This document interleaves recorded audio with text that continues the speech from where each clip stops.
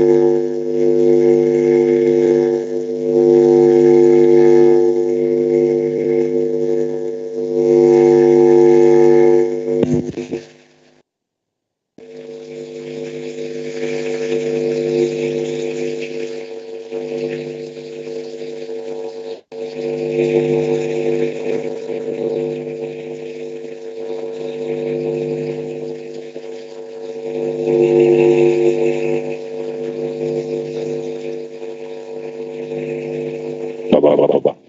1, 2.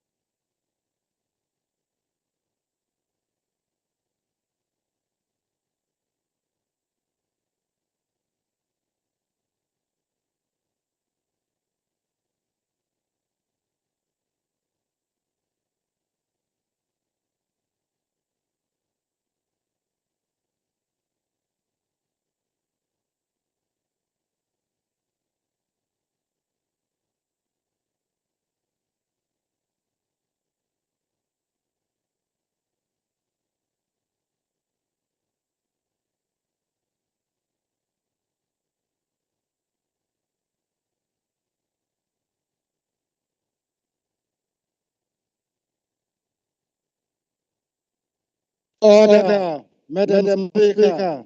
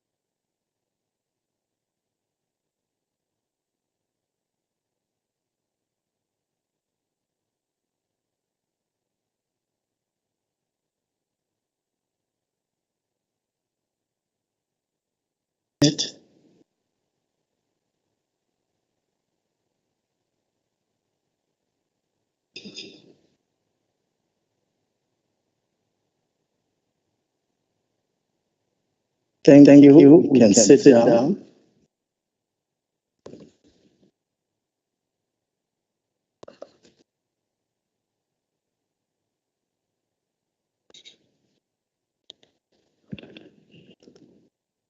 Honorable members, on our item 2 on the order paper, let us keep in our thoughts and prayers all the other departed souls as a result of the natural and unnatural causes. These deaths leave family members, the loved ones, friends and colleagues in such a distraught.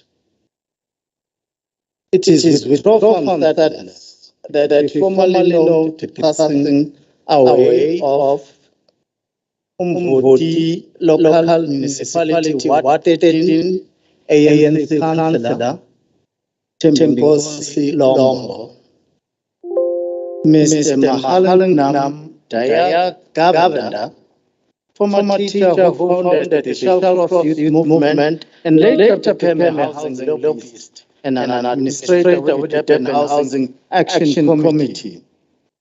As an educationalist, he was the leading strategist and policy maker with the South African Democratic Teachers Union, and went on to lead the Education Labour Relations Council for many years. He also served in the Department of Public Works in KwaZulu-Natal, eventually becoming the Deputy Director of Real Estate Services, a freedom fighter much loved by his community, a passionate and dedicated anti-apartheid activist. Another sad one is 2 little girls of KwaZulu-Natal area in Ulundi, who were kidnapped and brutally killed by their stepfather. Both children were learners at King Mageba Primary School. There is one of Pastor Patrick Hlela, his wife from Futhi Hlela, and 2 children, Simwini Mande and Sifokazi Hlela, from Mbali Unit 14, who were shot dead at their home last week, Thursday night. It is alleged that the killers kicked the door open to get into the house and shot them. There is one of Raymond Dongonyeni, brother-in-law to MEC, and Ngonyeni for transport community safety and liaison. Hello. And observe a moment of silence to honor all those departed souls.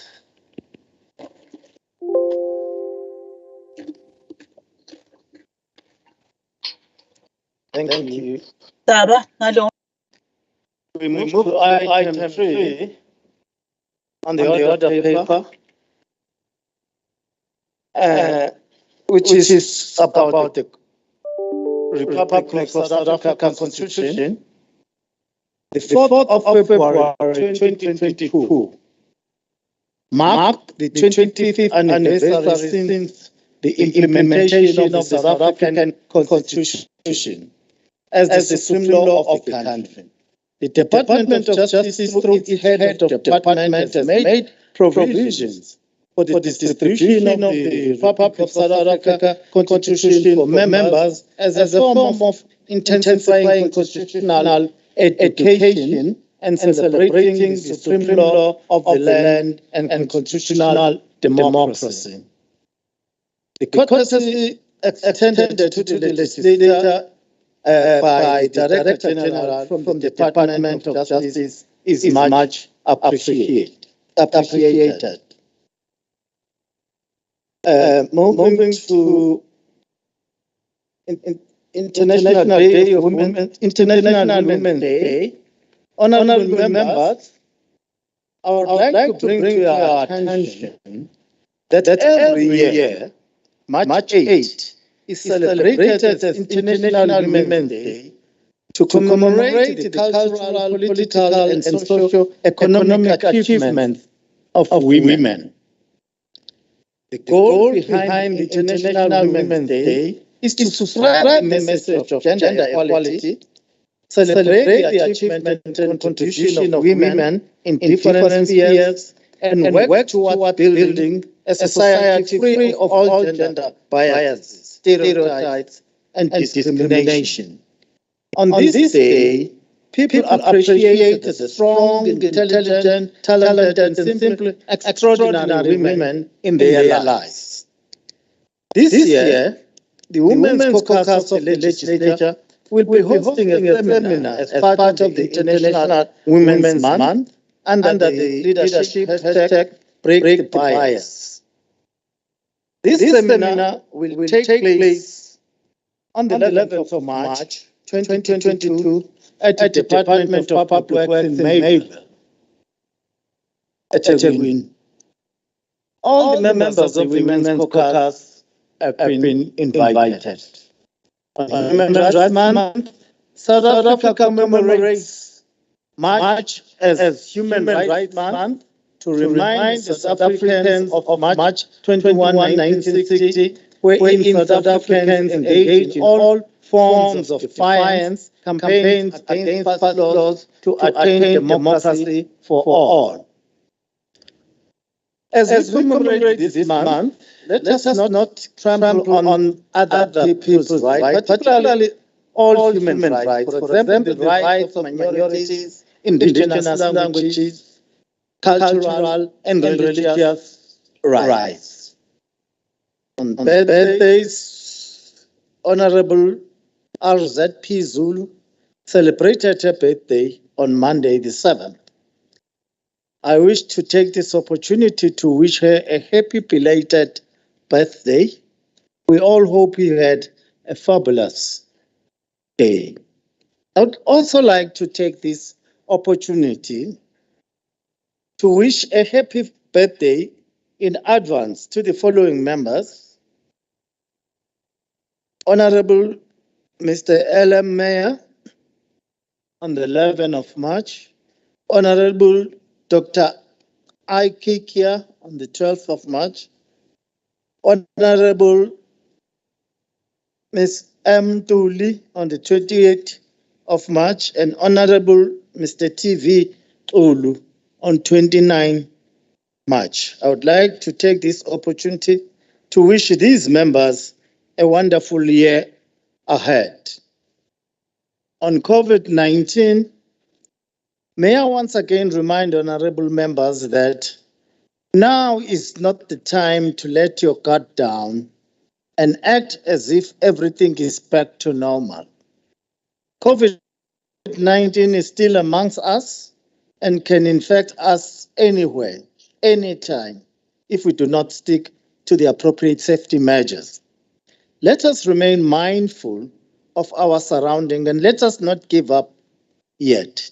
We are approaching this winter season, and South Africa is likely to see its resurgence as scientists have warned us. Level 1 regulation and protocol still apply. Let us assist the government and the communities in pushing away and keeping COVID-19 infection to a minimum. We can now move to the announcements by the Premier.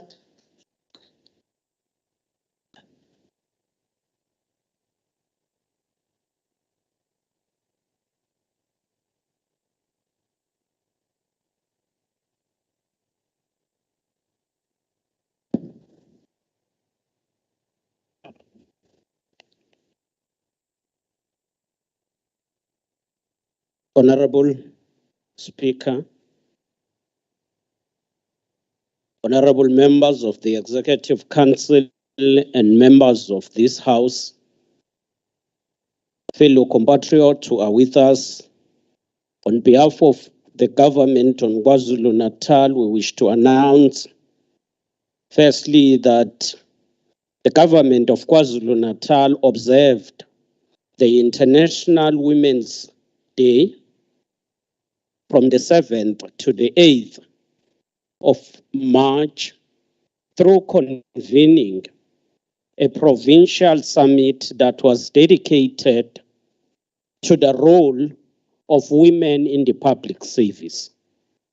This major event was attended by, among others, the Director General of the country, who came from Pretoria, but also a number of researchers who made contribution toward bettering and improving the capacity of the state and positioning women in the public service.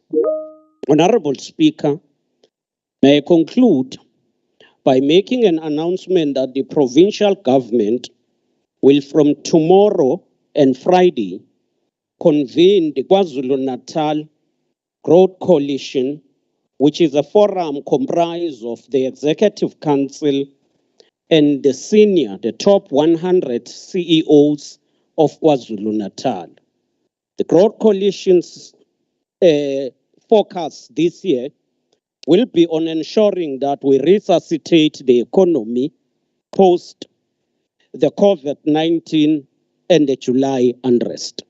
We are thrilled by the investment we've seen at the beginning of this year, and we hope, building on that, we will ensure that we grow KwaZulu-Natal together.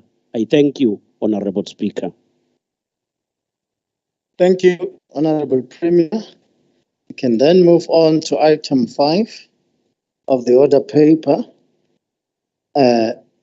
starting with the tabling of the third quarter,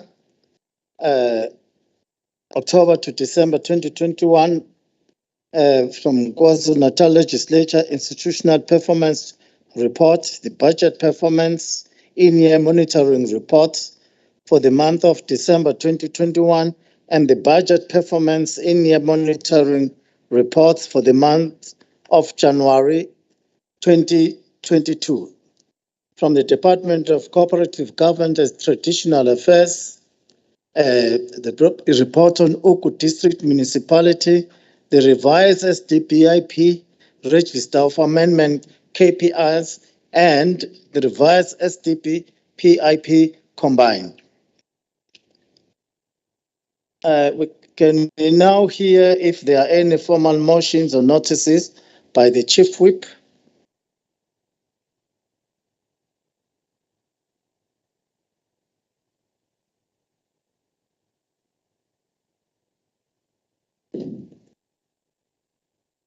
Thank you very much, Honorable Speaker.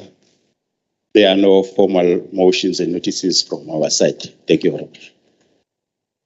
Thank you, Honorable Chief Whip.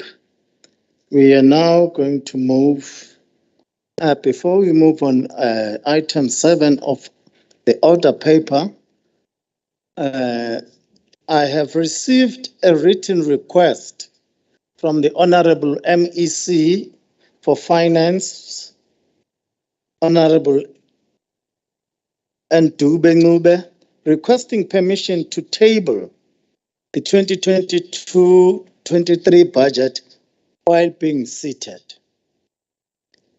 The MEC have further stated that the reason for her request is due to ill health and her inability to stand for the duration of her allocated time, which is 120 minutes. In this regard, the Standing Rule 70 provides that, I quote, a member must address the presiding officer when speaking and must stand while doing so, unless unable to do so. So it is apparent from the Rule 70 that a member may address the presiding officer while being seated if it is clear that they are unable to do so while standing. In the light of ill health of the MEC for Finance and the length of the address to the House, I am satisfied that the MEC is unable to stand while she is presenting her address to the House, and that the requirements of Rule 70 are being complied with. It is therefore my ruling that the MEC for Finance may table the 2022-23 provincial budget while being seated. I trust that this is in order and that members acknowledge the need for this considering the ill health of the MEC.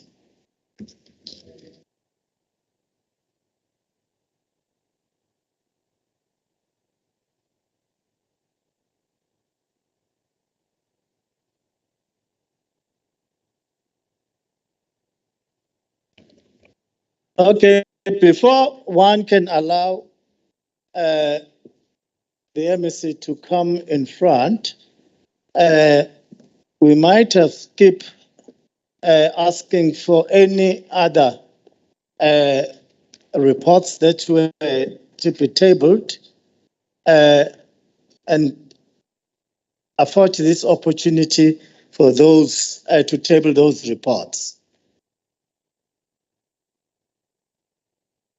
Thank you, Honorable Speaker.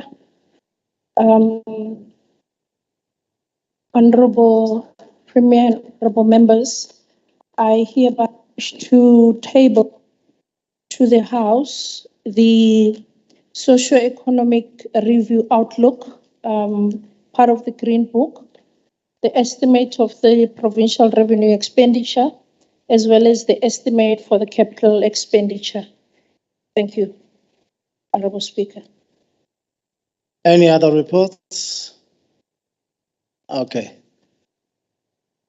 We can then move to item 7, the order of the day, which will be a budget speech by the MEC for Finance, Honorable Ann Dubengube.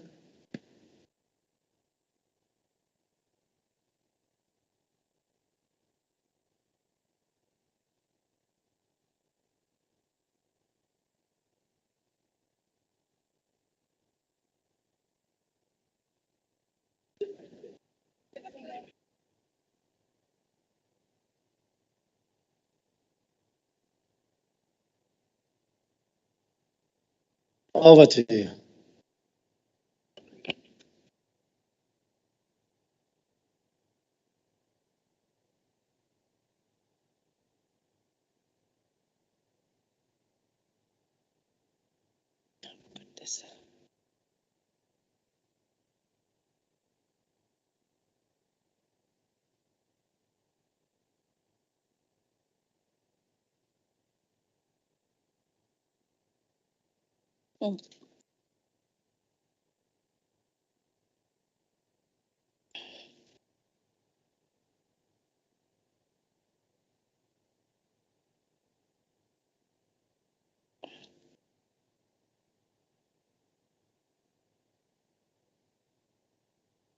Thank you, Honorable Speaker,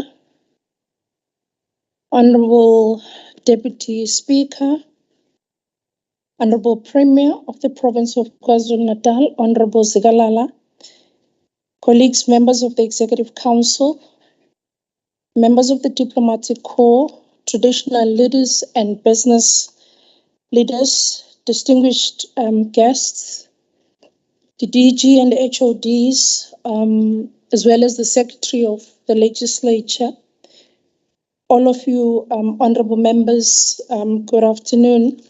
Before we start, I'm advised that there is soft copies available in the form of the card that is being screened there on the slide. You would scan this and then you'll be able to get your soft copy of the speech. It's at the back of the card. You'll scan and then the instructions are there to be able to get the soft copy of the speech. Honorable Speaker, I do wish to thank you very much for allowing me to address the House in this format. And I appreciate the consideration of the House as well. I'm reminded, honorable members and honorable Speaker, that the people of this province voted for the first time for their government of choice, and that millions of ordinary members of society had a desire and the determination to live in a prosperous society. It is for this reason that they stood in long queues with great optimism. I stand here before you to continue to rekindle that optimism that was further articulated by the Honorable Premier at his State of the Province address. We need to continuously be reminded and remind ourselves that this freedom belongs to the ordinary people of KwaZulu-Natal who voted for this government. So we wish to say that seated at home are the veterans, are the stalwarts and families of the fallen heroes and heroines of our struggle, and our leaders who are looking forward to seeing this leadership of this House rising to the occasion.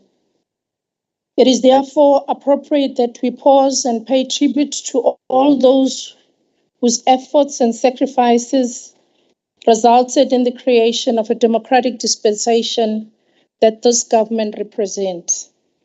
The ethos of selflessness in the service of our people should continue to inspire all of us as we strive to make the lives of our people better and the sacrifices of our fallen heroes and heroines worth their while. Madam Speaker, we want to table this budget today as espoused by the Honorable Premier in his State of the Province address to the people of KwaZulu-Natal who have been retrenched, who have been condemned to the rural villages and peri-urban and informal areas with no means of survival. We wish to indicate that each cent allocated for this budget will touch the lives of a mother in the remote rural villages whose children walk for more than 20 kilometers to school. Each rand allocated with this budget must change the life of an aspiring group of women and young people who have formed cooperatives to ensure that they make a living. By and large, the aspirations of the entrepreneurs who are owners of spaza shops and emerging enterprises in the township and rural areas have helped us to fashion what is essentially this budget today. We are presenting this budget policy statement. We acknowledge that the wide gap between the impoverished second economy and the privileged elite at the apex of our economic structures can only be addressed through a targeted and incremental process of transformation and empowerment.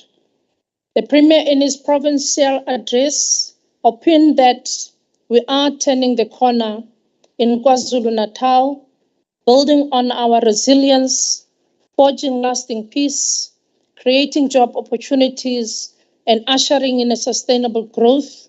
And therefore, it is ensuing months, the budget will assist the provincial government to pursue those initiatives. And this includes, amongst others, but not limited to, major investments in the public infrastructure aimed at increasing productive capacity and fast-tracking economic recovery, poverty alleviation and job creation for masses that are trapped in poverty in lower rungs of our economy and societal structures, radical economic transformation, incorporating initiatives such as the cooperative SMMEs financing programs aimed at increasing participation and broadening the base of the economy.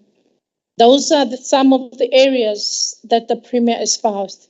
We remain firmly of the view that the focus and the implementation of the radical economic transformation is based on the correct diagnosis of our country's economy.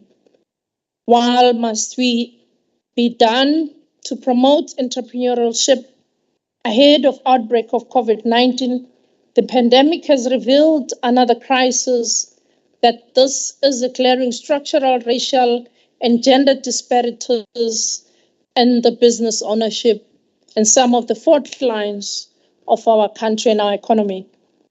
The reality is that indigenous people of our country, our people in the township and rural areas, are only consumers of goods and services. They do not participate equally in the mainstream economy or creators of wealth. Honorable members, this budget has been packaged to ensure that shift in the demographics and ownership of businesses that we are talking about. The rollout of human settlement, the public works program, the construction and social infrastructure are fast-track the entry of indigenous people into the entire value chain of the build industry. Honorable members, today we want to proclaim with a high sense of determination that we will no longer fold our arms when the majority of our people continue to be cheap labor that do not claim any share in the economy of the province. We remain convinced that this province could have millions and more business people and women and young people in previously disadvantaged communities where entrepreneurs at the same rate as other racial groups. And as we've seen, many of our people over the years, they've been thriving to make a living. The budget must therefore be viewed within the context of ending the historical imperatives that we're talking about. We also are supportive, honorable members, of all the programs of Department of Education to ensure that schools that are part of the National School Nutrition Program procure food, school feeding scheme from the local villages, subsistence and emerging farmers, as was espoused when the Premier launched the RASAT program. It was for this reason that we had to augment the efforts of emerging farmers. This provides a market for small-scale farmers and inject millions of money in the rural communities. And more than that, we also wish to indicate that the Department of Economic Development, Tourism and Environmental Affairs should strengthen small business development through various packages, including incubation, mentorship, and access to microfinancing. So this budget will ensure that the existing fresh produce markets in all our municipalities are encouraged to be established even in the villages, so as to ensure that all our communities benefit.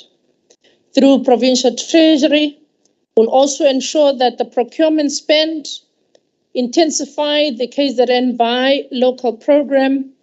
In addition, we will also continue to encourage all South Africans to ensure that we buy local. Partnering with Economic Development and Tourism and Environmental Affairs Department, proudly South Africa and private sector to advocate for buying of local products. This is to ensure that the buying power of KZN promotes the buying locally and the economies of scale are utilized in ensuring this. This is why we applaud the continued clamping down of illicit goods, and we applaud the Premier's ongoing campaign to monitor adherence by our ports through the constant unannounced visit to the ports to ensure that we clamp down on illegal, cheap import goods coming into our economy and killing our jobs. If we look at the economic outlook, the population of Africa was more than 1.3 billion based on the United Nations estimate. And we are informed by United Nations that Africa ranks number 2 amongst regions of the world ordered by population. Importantly, the median age in Africa is 19.7 years. And the analysis of the global economic outlook without these figures clearly acknowledge it will be incomplete. So based on these figures, the global media, authors and economists are commenting about the impact of the Russia-Ukraine conflict on the global economy. Since the conflict escalated, all these role players seem to agree that the global economic outlook is becoming darker. Economic and financial sanctions against Russia has also created uncertainty and volatility into the economic decision-making and the heightened risk to the global outlook. In addition, the crude oil price surpassed the $100 mark in responding to the ongoing tensions. This could result in a sharp increase in the energy and food prices, leaving consumers to bear the brunt. Fresh from the lockdown, we are seeing this disruption of global supply chains as we see the United States, Europe, and their allies froze hundreds of billions of dollars of Russia's central bank's assets that are held abroad. Published reports are indicating that African countries imported agricultural products of more than 4 billion from Russia and about 2.9 billion from Ukraine in 2020, at the time of soaring prices in the global economy.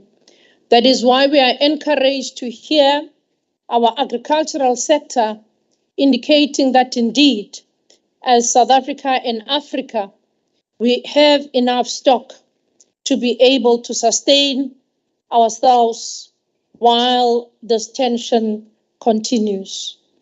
We also continue to draw inspiration from the teachings of the departed great leaders of this country. On the 9th of April 2018, following the sad passing of Umama Madikizela Mandela, the brand South Africa paid befitting tribute to the departed icon.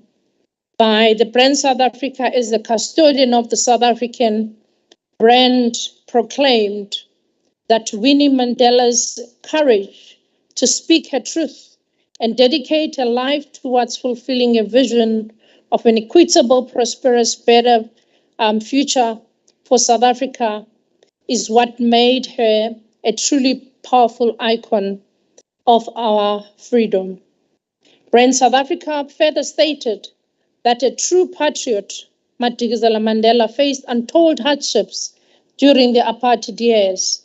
She confronted each with an inner strength of fortitude in her courage and bravery, as well as fearless commitment to fulfilling the dream of political and economic freedom, which will remain her ultimate legacy. That is why we are encouraged by the celebrations of the International Women's Day that talks about ensuring that by design we put our women first in government and all other programs when we design our interventions. Notwithstanding the challenges as government, we have made progress in implementing some structural reforms as outlined in the Economic Reconstruction and Recovery Plan.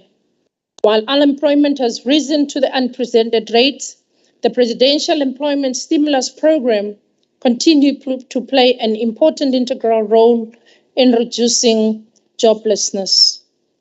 If we look at the KwaZulu-Natal economic performance, this province continues to rebound from the contraction of 6.4 induced by COVID-19 in 2020.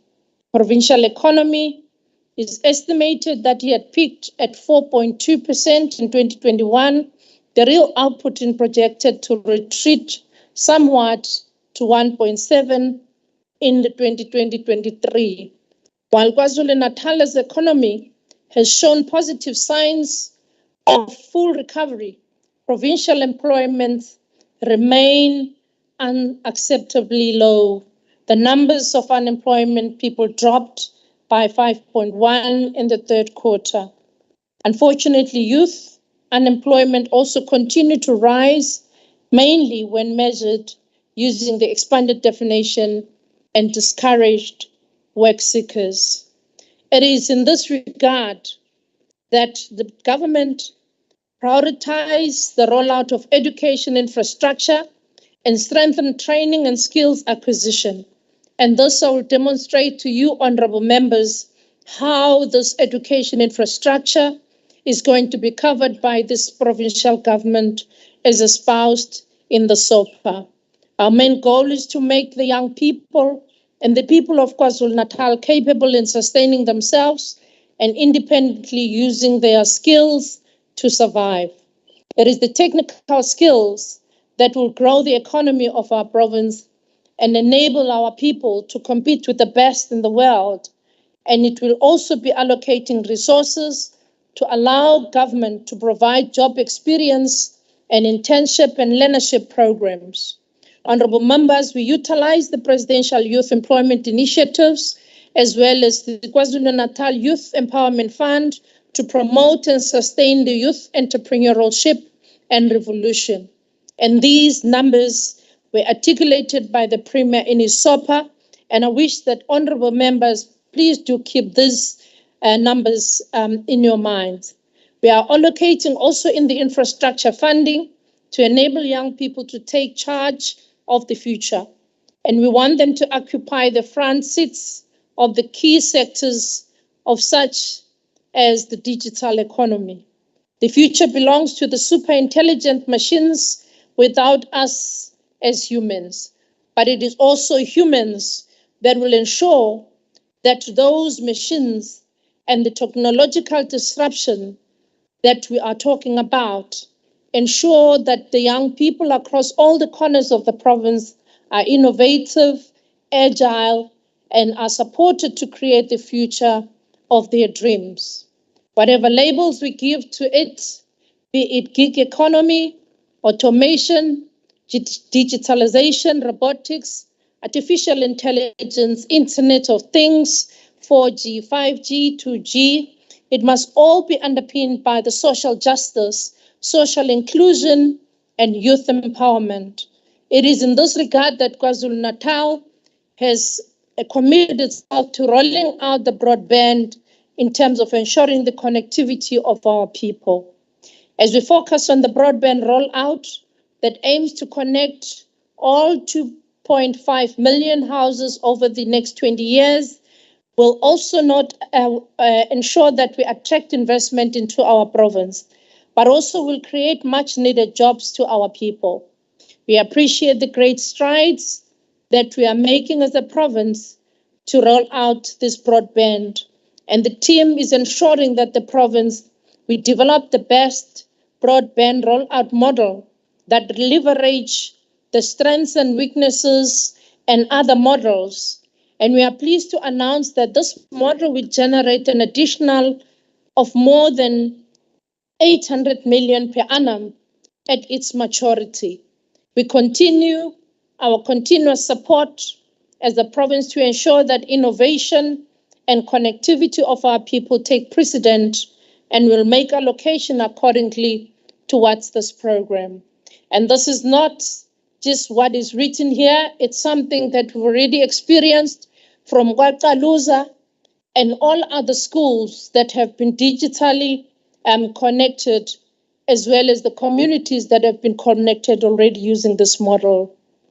If we look at the provincial budget, as we mentioned in the budget process, there are no budget cuts against the provincial budgets in the province. Instead, we see an allocation of a significant funds back to the provincial fiscus, mainly to assist the education, health, social development, agriculture, and all other departments that have pressures that arose from the budget cuts made in the last budget process. There are also additions made to the provincial fiscus for the 2022 wage agreement. We also received significant injection of funds into education with respect to the Presidential Youth Employment Initiative. In the aggregate provincial equitable share, we received 7.7 billion, 3.8 billion, and 2.7 billion over the MTEF for the Presidential Youth Employment Initiatives. There are also amendments made in the budget due to the annual data updates for the provincial equitable share formula, but these are fairly minor, and we will indicate as we go through this budget. Our budget also in the provincial equitable share increases in the 2 outer years of 86.7 million, 5.5 million respectively. KwaZulu-Natal continues to receive 20.4% of the provincial equitable share, receiving the second highest after the Gauteng province. And at this point, we do wish to emphasize the point that have been made by the Premier of encouraging all our KwaZulu-Natal citizens to ensure that we are counted as the census is ongoing, because this will ensure that the much needed injection of revenue into our fiscus come back, as we had experienced these cuts when our numbers were surpassed at the census, the previous census, by those of Gauteng. From the conditional grants allocation point of view, I'm pleased to also say that our budget sees an increase over all the 3 years of the MTEF.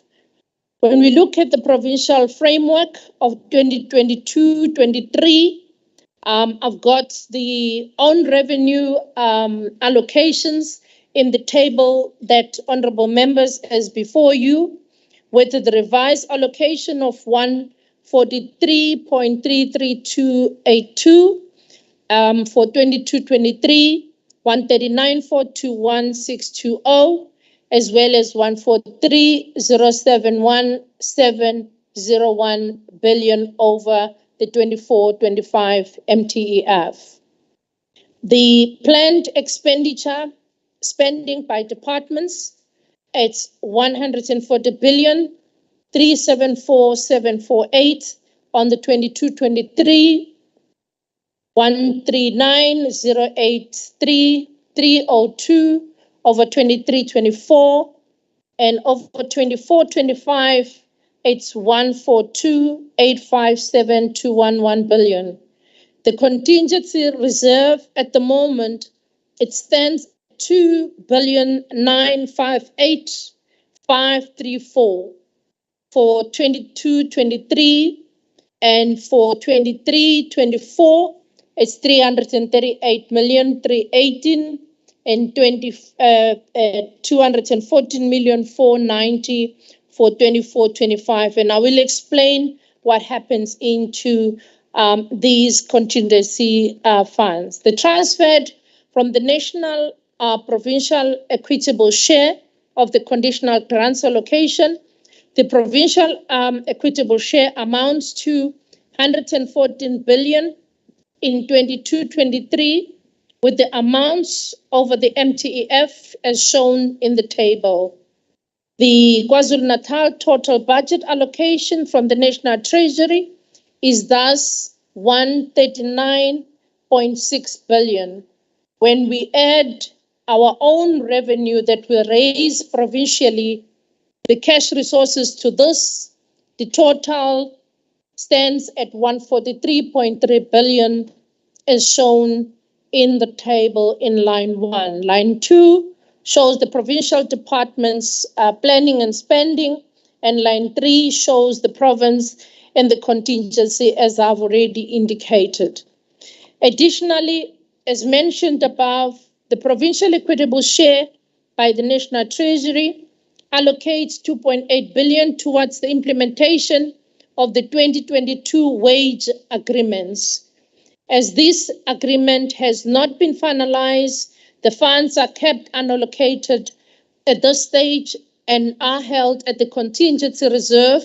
That's why you see the contingency reserve on 22-23 standing at that amount. And these funds will be allocated to the departments in year, and allocation will be formalized in the 22-23 adjustment estimates. National Treasury allocated 3.4 billion and 2.7 billion over the MTAF to pressures in education, health, social development. The lion's share in the allocation goes to Education Department of 1.8 billion allocated in 22-23 and further allocation of over the MTAF. This addition has also affects the reversing of some of the budget cuts that were made previously in our budget process. The funds are provided to support the Department of Education in addressing pressures, and the funding is thus meant to address the existing pressures related to the numbers of educators in schools and other budget shortfalls. Health received the second highest allocation for this budget, and it funds from the National Treasury at 1.5 billion in the 22-23 with a carry through. These funds are added to the health to continue with the response to COVID-19 pandemic and to reduce the impact that the budget cuts have had in the essential services of goods, as well as the medical and services. Social development received 41.5 million in 22-23, with further funds allocated over the 2 outer years. This funding is for non-profit organizations, the NPOs, and we are glad to say that the NPOs will be benefiting from this 41.5 million in the 22-23 financial year. And we are already contracted by the Department of Social Development so as to maintain the transfers that flow from these NPO. The significant funds are also received in the Presidential Youth Initiatives and are allocated to the Education Department with the 2 years of the MTEF. In this regard, the Department of Education received another 1.5 billion allocated per year in for the continued employment of more than 64,117 education assistants, classroom assistants, after school assistants, as well as the youth care workers. Other funding priorities that we are indicating here, due to the previous budget cuts, departments are encouraged to reprioritize their own budgets to ensure that all key department programs are sufficiently funded. Importantly, to note that we are able to add 204.9 million to Vote 12, which is the transport department, in the last year's budget process for allocation in 22-23 towards their shortfall in the learner transport services. Similarly, we will be able to add another 204.9 million in 22-23 for Vote 14 Public Works towards the shortfall of property rates. We usually provide for in-year during the adjustment estimate, but we are able to give certainty of funding for these two departments much earlier this time around to say public works will be funded in full for the payment of services and property rates for municipalities. Under contingency reserve, as we already indicated, that amount of money that was put there in the fiscus, the impact for the unforeseen expenditure pressures when they arise. These funds can be allocated in the adjustment budget, which will be tabled in November 2022, as is the norm. The contingency reserve is inflated at the moment, as you saw it, reflecting that 2 billion there as the funds that are allocated for wage agreement for 2022 is kept there under that allocation, and it will then be allocated to departments in the in-year once the wage agreement has been finalized, but the amount for the wage is sitting there under that contingency reserve.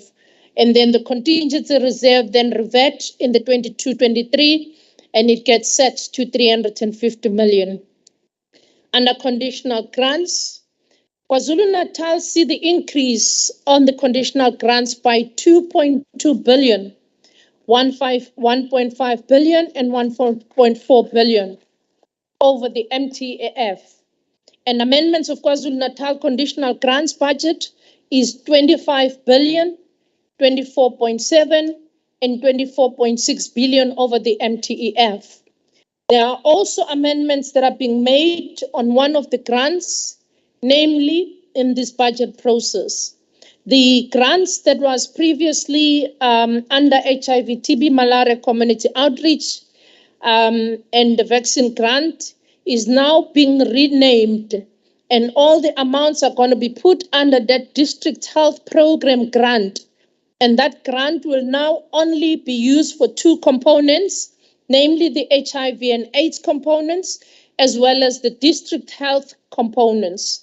Those components that were previously created by the mental health and the oncology aspects are now being shifted to the district health program grant, to the National Health Insurance Program, and they are being funded, as you would see in the following slide. The District Health Program grant received an injection of 270.1 million over the 22-23 financial year, and these funds are mainly to augment the existing allocation in the grant for costs associated with the administering of COVID-19 vaccination rollout program. The health sector has continued to face pressures in covering the cost associated with the placement of growing numbers of medical graduates. The need for the internship and the community service posts has increased, mainly due to students that are returning from Cuba and a higher number of medical students graduating in South Africa. As such, we are happy in our province, being led by the Premier, that in our motivation as such, 745 million for all the provinces that was reprioritized among various grants is moved from the Human Resource and Training grant. And in this regard, vote 7, which is health, received 182.9 million, 185.5 million, and 168.9 million over the MTAF to be able to fund the medical students.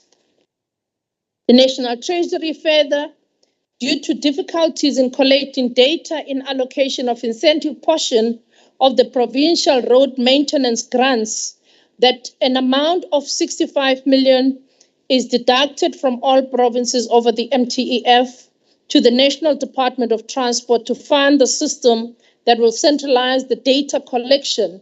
And this data will be used to develop a set of criteria on how incentive allocation to various departments and provinces should be allocated. So vote 12, transport, therefore saw the reduction of 3 million in 22-23 with a carry through, but that is to come back, as I indicated, once the provincial roads grants has been finalized by the National Department. The largest grants in the District Health Program grant, with the budget of 7.5 billion. The next highest is the Human Settlements Development Grant with 2.9 billion. And then the Provincial Roads Maintenance with the budget of 2.7 billion. And the education infrastructure grants is the next highest with 2.4 billion. So honorable members, please note that the provincial roads maintenance grants has got this funding. So when we talk about infrastructure maintenance of roads, if we talk about education infrastructure grant, there is 2.4 billion for education infrastructure, as well as for the provincial roads, 2.7 billion. That's over and above what has been budgeted for there.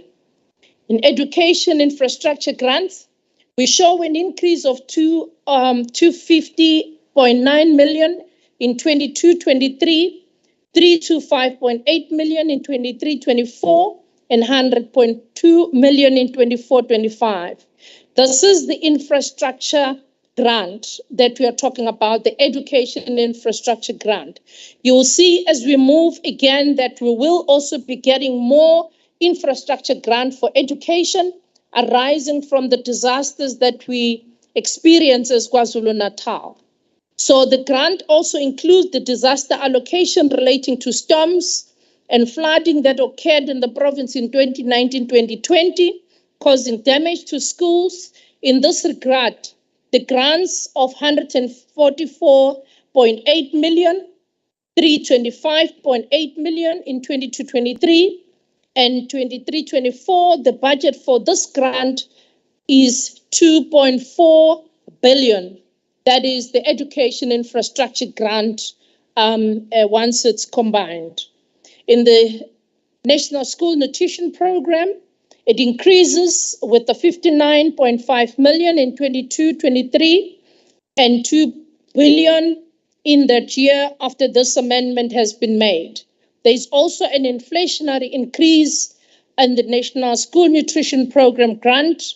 There is an inflation for 24-25 of 88.4 million. The early childhood see the reduction of 59.6 million, 75.2 million, and 67 million over the MTAF. In this regard, the Department of Social Development indicated that the subsidy component of this grant previously used in the number of children who are eligible for child support grants in each province, whereas from now on, the formula uses the number of children targeted for subsidization. The data was collected with the assistance of the Provincial Department of Social Development, and the budget of this grant is 187.2 million in 22-23. There is the Health Revitalization Grant that increases by 42.8 million in 22-23, increasing the total of this Health Revitalization Grant to a total of 1.4 billion. This grant is also an incentive-based grant. The Department of Health has scored 92% in terms of its assessment criteria set by the National Treasury. That's why we see an increase as well as this grant showing that our Department of Health is doing very well in the health facility revitalization, but also in terms of accountability and in terms of performance, as we indicate that they scored 92%, which allowed them to get an extra 42 million that brought up the health facility grant to 1.4 billion. The mass participation in sports increased by 4.6 million, 10.9 million, 16.4 million over the MTAF. And the total grant for mass participation of sports is increased to 97.3 million. The provincial roads maintenance grants sees an increase of 789.8 million, 607.2 million, and 44 million over the MTAF. This is the provincial roads and maintenance grant. This allocation of the grant on the 22-23 sits then at 2.7 billion. So there is an infrastructure grant to fund the maintenance of road infrastructure.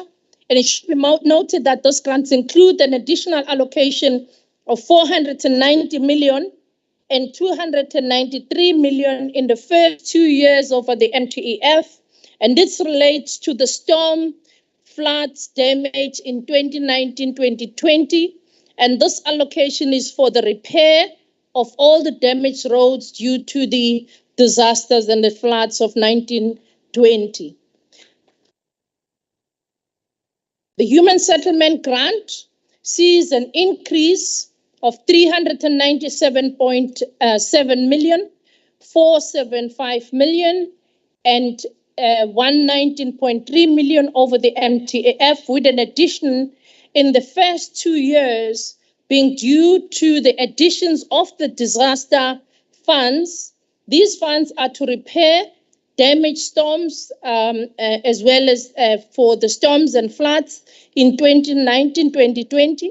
The grants then for the human settlements for the refurbishment as well as the damage of the repairs sits at 2.9 billion. The EPWP grant to the province received 119.9 million provided for the purposes of the job creation, and the department's plan to create more than 18,493 jobs through this allocation. This is over and above more than 50,000 already into this EPWP. This is because of the incentive grant that is being provided to each of the departments, with DART receiving 4.6 of this incentive of EPWP as an addition. ATR received 4.4 million. Education received 2.2 million. Health received 11.7 million. Human settlement received 6.5 million. COGTA received 2.2 million. Transport received 68.3 million. Public Works 8.1 million. Sports and Culture received 2.1 million. These are social sector EPWP incentive grants that we're talking about there on top. Under the social sector, the grants for the social sector, which includes education, health, community safety, sports, arts and culture, received 99.8 million of the department's plan, and they plan to create more than 3,297 jobs through this allocation, and the budget is allocated as outlined there in the table that is highlighted there, honorable members. Under the infrastructure, KwaZulu-Natal continues to invest in the infrastructure development with the budget over the MTEF of 18.6 billion, 19 billion, and 18.7 billion over the MTEF. This is for infrastructure development for the province, as articulated by the Premier, that this includes the conditional grants that are funded in the infrastructure, and the detail of this is included in the capital estimate, and this will see the capital projects that are planned over the MTEF. The Transport Department, for instance, will spend 25.9 billion over the 3 years of the MTEF. The department's activities in the infrastructure and maintenance, as well as transportation services, are cross-cutting, and in acknowledging that there must be considerable capital investment in the road infrastructure in order to support the National Development Plan and the MTSF priorities. Hence is the significant investment in the maintenance and repairs, as I've already indicated before. And these are the additions to the already existing infrastructure, as well as the rehabilitation and the renovation and the refurbishment to the infrastructure. Some of the departments that see some of these key upgrades in the Department of Health, the upgrade of Main Road P163, which is located in Ingotu local municipality and in Nkandla local municipality. This also see the upgrade of D1252 located in Dandaba village in Escort in Utukela district. The upgrade of P714, which is located within Ilembe district municipality. The upgrade of the main road P303, yes, Chairman. And this road is located between Makati Skop and Edumbe. It is in Edumbe local municipality. In terms of the pedestrian bridges, the construction of pedestrian bridges continue by the Department of Transport, and we are very happy to see that the Department of Transport indicate that the bridge construction of Mvubukazi River pedestrian bridge situated in Mvubukazi River in Loudonville in Msundu, the local municipality, will continue.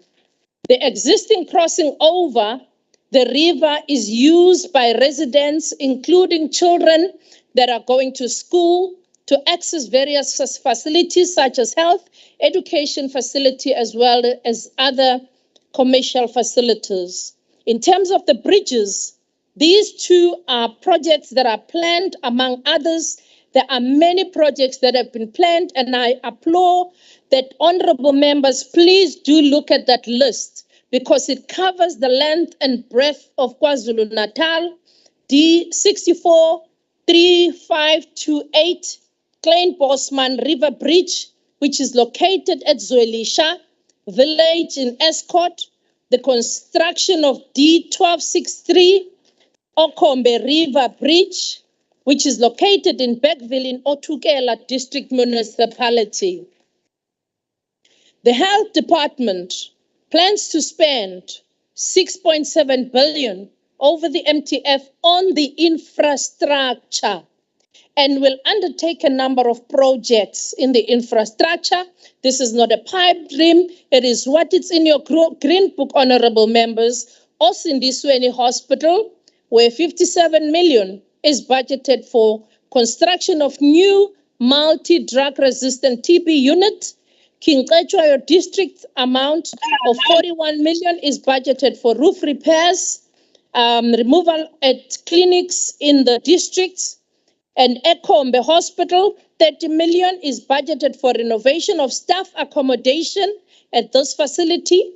At Gray's Hospital, Department of Health has got an amount of 29 million that is budgeted for roof repairs to the hospital upgrades and the accommodation facilities for doctors and nurses to ensure that as a caring government, our doctors and nurses has got an environment conducive for them to work in. RK Cans also see an investment by Department of Health, 25 million that is budgeted for electrical upgrades to upgrade the aging electrical infrastructure at this facility. Northdale Hospital also see the 20 million that is budgeted for roof repairs, so as the Eddington, as well as all other hospitals that have been budgeted in the Green Book. You can see that for yourself. Education infrastructure, as we indicated, 9.1 billion over the MTEF. It's aimed to complete a number and the replacement of a number of schools. The construction of new schools is based on the needs to address the overcrowding and creating new teaching and learning spaces and providing specialist classrooms where required. Department of Education also plans to prioritize programs including boreholes in more than 1,158 schools and repair and rehabilitate 189 stormwater damaged schools. The department further aims at implementing various ECD infrastructure programs, and these are some of the following projects that the Department of Education is talking about. continue the new construction of new schools to be constructed. Inkosi Mkhupukeli High School at Sahlumbe High School in Utukela District. Thembaletu Secondary School and Mtwane Secondary School at Herikwala. Cliff Day Secondary School in Pound Town District, as well as Thembalihle School in the Amajuba District. These are the new schools to be constructed by the Department of Education. Various schools will also be upgraded. These include Ohlange Secondary School in the Pinetown District, Menzi Secondary School in Umlazi District. There are further schools that will be upgraded by the department and commencing on the 21-22 as they have already started. These include Dingukwazi Secondary School in Zululand, Bekukwazi Secondary School in King Cetshwayo, Matole Secondary School in Zululand, Tilnimena Primary School in Ilembe District, Sipumelele Primary School in Pinetown District, and Dundee Junior Secondary School, Ekucabangeni Secondary School in Umzinyati Districts. Various special schools will also continue to be constructed. And this is one area where the Department of Education has been applauded by ensuring that the various special schools are upgraded and constructed, namely YWCA Special School in Amajuba and the Tongat Special School in Pinetown District. The department will also complete the construction of Inanda Special School in Umlazi District, which is also having a boarding facility for our special learners. Human settlement in their 11.3 billion over the MTEF. Look at some of the projects, including Empangeni Mega Housing Project in Mhlathuze Municipality, which is an integrated residential development program where the plans is to deliver more than 10,000 units. Currently, more than 30% of bulk services have been installed. The department is targeted to service more than 3,000 sites in phase 2 of this project over the next 2 years.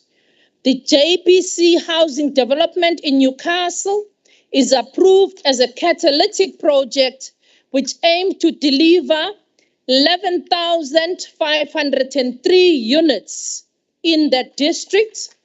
The primary aim is to ensure that we cap the eradication of slums and uncontrolled urban sprawl. Bulk services will also be installed in phase 2 and phase 3 of this project. Konubia Integrated Residential Project in eThekwini sees an addition of 28,000 units in phase 1. To date, 2,662 have been completed and 1,946 have been transferred, and the tender for phase 2 is underway in the appointment of civil constructor. The construction of phase 2 is anticipated to start now in this financial year in June. Umlazi Urban Regeneration Project in eThekwini will see the delivery of 20,000 units of housing, and there is various other projects in Umlazi, and another total of 19,160 houses have been built to date. There is 330 units under construction in the current project, and these will continue in the 22-23. During the 22-23, a total of 30 informal settlements in the province will undergo phase 1 upgrading, while 47 informal settlements in phase 2 will also undergo upgrading relating to providing of service sites for our communities.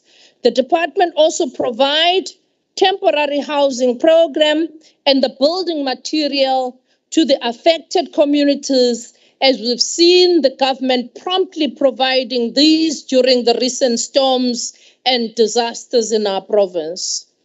There are, honourable members, function shifts and amalgamations. This budget sees a function shift. This was nationally led program. Early childhood development function moves from vote 13, which is development, which is social development, and it moves to vote 5, education. Function shift is also being undertaken in all provinces in line with the directive by the President, as included in his National Development Plan and his State of the Nation address. There should be a policy program shift to ensure that basic education takes core responsibility for the provision and the monitoring of the early childhood development, as we understand that the education of our child begins at this early childhood stage until the person reach a stage where you are fully matured. The principal funds follow functions was applied, and the budget shifted between the votes has been done and agreed by both departments. So this shift will see 3,169 ECD centers and 70 staff being migrated from social development to education department. The Department of Education is fully ready to take over this function, and we've already seen the Department of Education already taking full charge of this responsibility of early childhood development care function. The provincial process of amalgamation of department also sees the Provincial Executive Council deriving the amalgamation of vote 10, sports and recreation, and vote 15, arts and culture. This will now, in 22-23 onwards, there will be a newly combined vote 10, which is sports, arts and culture. And this is also in line with the function being centralized under one ministry at the national sphere. The cost-cutting measures will remain in place because these are an invaluable identifying efficiencies, also ensuring that our day-to-day work is smarter, and ensuring that within the smarter, we relieve a lot of our wastages, a lot of education, a lot of other resources to be channeled towards service delivery. The overview over the MTEF is shown under Table 2. And the province spends 76.3% of its budget on education and health. And when we add to that the social development, it moves to close to about 80%. In the Table 2 there, we table per vote from vote 1, the Office of the Premier, to vote 14, which is Public Works, and the total budget that is allocated in each one of those votes. Education, to quote Elizabeth Warren, a good education is a foundation for a better future. A budget for education is 57.5 billion for this MTEF, and the largest share of the provincial budget. So, Honorable Mshengu, this department received 40.9% of the provincial budget, almost close to 50% of the whole budget, and is used for education and the largest number of learners, as we record the largest numbers of learners in the whole country. And I must say that the primary focus of education has been to improve the lives of our learners and the life of our child by providing opportunities for our children to be developed, an opportunity for a child to be developed holistically. Of course, the main drivers of this department is the compensation of employees, because this department is human resource intensive.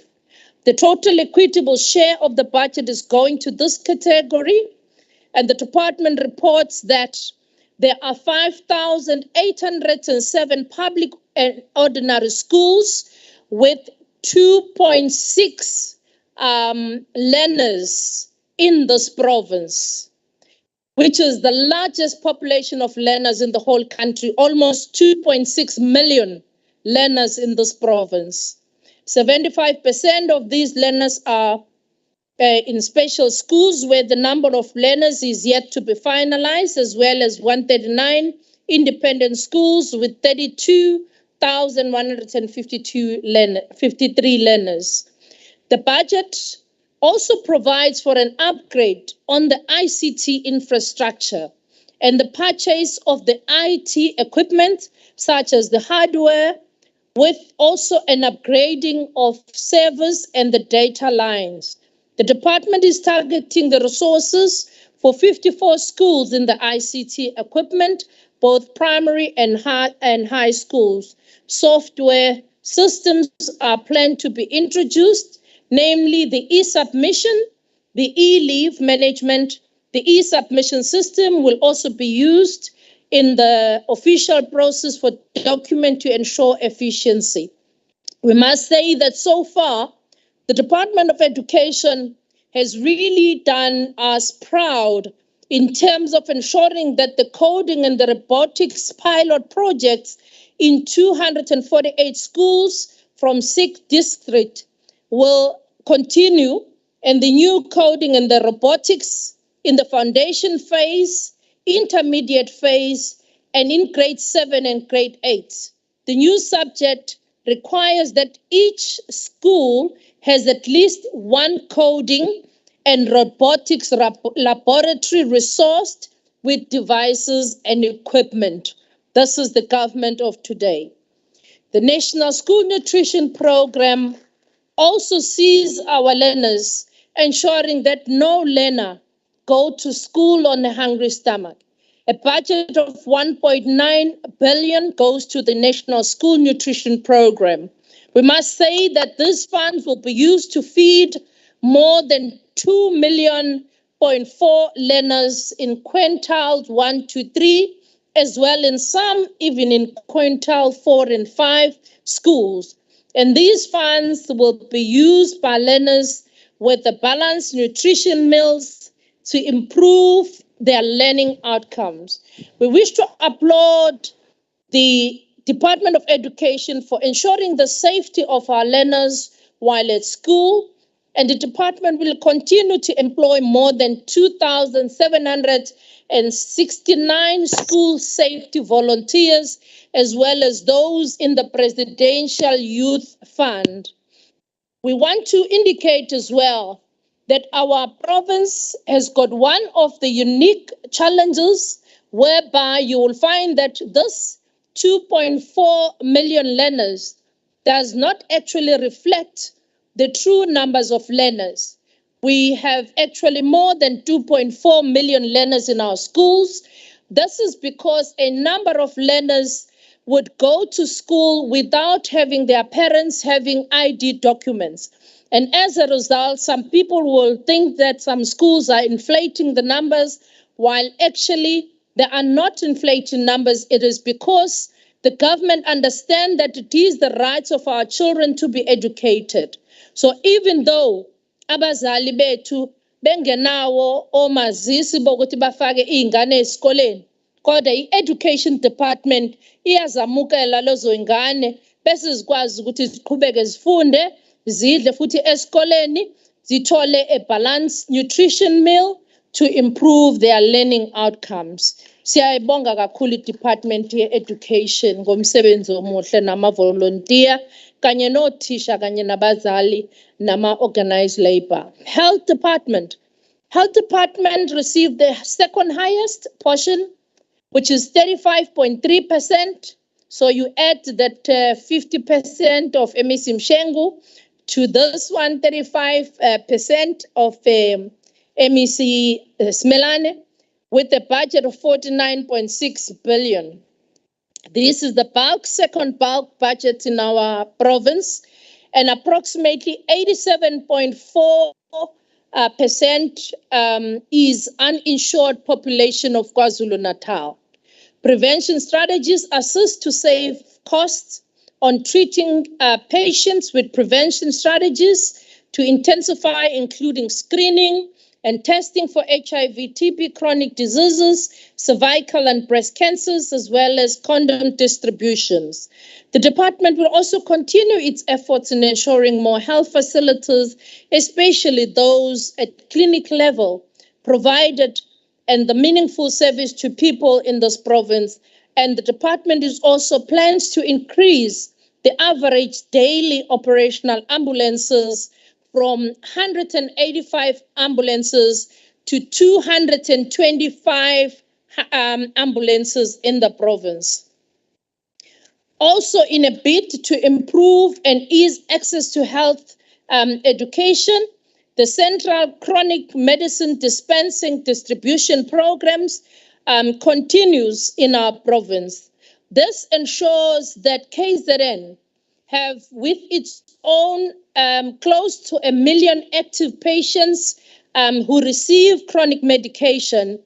They do not need to go to hospitals to pick their medication, but bayakwazi ukuthi baye emakliniki noma emasontweni noma kuma community hall noma kuma operations sukuma sakhe bakwazi ukuthi bayolanda amaphilisi wabo bangaze baye ebhedlela beyoma online ngomsebenzi we-education of health, ensuring that izidingo zabantu ziyasondezwa kubantu kwenzela ukuthi abantu bakithi baphile.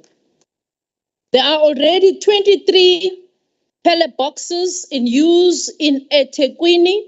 The introduction of pellet box where patients go to collect a medication using their ID as a code to open the box.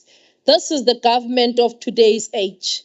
These pellet boxes is used with 8 in eThekwini, 3 in Zululand, 4 in Mgungundlovu, 3 in Otukela, 5 in Emajuba. The total number of patients and the parcels from pellet box is 13,628. Abantu asebekwazi ukuthi nje bathathe ID bashayela phaya kwibhokisi kuphuma umuthi wakhe umuntu ahambe aye ekhaya agoduke namaphilisi wakhe. And a total of 48,000 patients are benefiting from this initiative. Siyabongela umnyango ngokuza nobuchule obuhle kangaka. In terms of the provincial hospital services, the general specialist level, including the specialized rehabilitation service, as well as the platform for training health professionals, is undertaking research. There are 13 regional hospitals, 5 specialized TB hospitals, 6 specialized psychiatric hospitals, and 2 chronic subacute hospitals within KwaZulu-Natal. In order to improve access to specialized services, the Department of Health is planning to phase towards upgrading all the 4 district hospitals to the regional hospital, therefore improving the equitable access to services kwindawo zakithi zasemakhaya to ama-specialist doctors, indawo ekuzoqalwa ngazo umkhanya kude, iHerigwala, oZululand, Umzinyathi district, ezizobona odokotela abaspecialize ngenhlobonhlobo zeziguli beza kubantu bakithi bezosiza ezibhedlela nakulama clinic azobe se-upgradiwe. There are also 3 tertiary hospitals, Grace, King Edward, and Ngwelezane Hospital, and 1 central hospital in KwaZulu-Natal, namely Inkosi Albert Luthuli Central Hospital. The department is also planning to develop both King Edward and Ngwelezane Hospital to provide full tertiary hospital services packages. The new Dr. Pixlika Isaka Seme Memorial Hospital was planned for commissioning in 2021, To date, this hospital is 99% complete with a phased-in implementation process. But we must say that the hospital is already working as we talk. They've already started. We saw the Premier and the President going to Pixlika Isaka Seme during COVID-19. The hospital will also have 500 beds and approximately 1,500 staff once it is fully operational. The department plans awarding 120 new bursaries for first-year nursing students, and the KZN College of Nursing is to be accredited by Nursing Council and the Council for Higher Education for postgraduate diploma and nurse specialist program. To implement 100 nurses in the training on the postgraduate nurses specialist. The 155 students trained in Cuba and qualified to be placed at the as medical interns in various hospitals.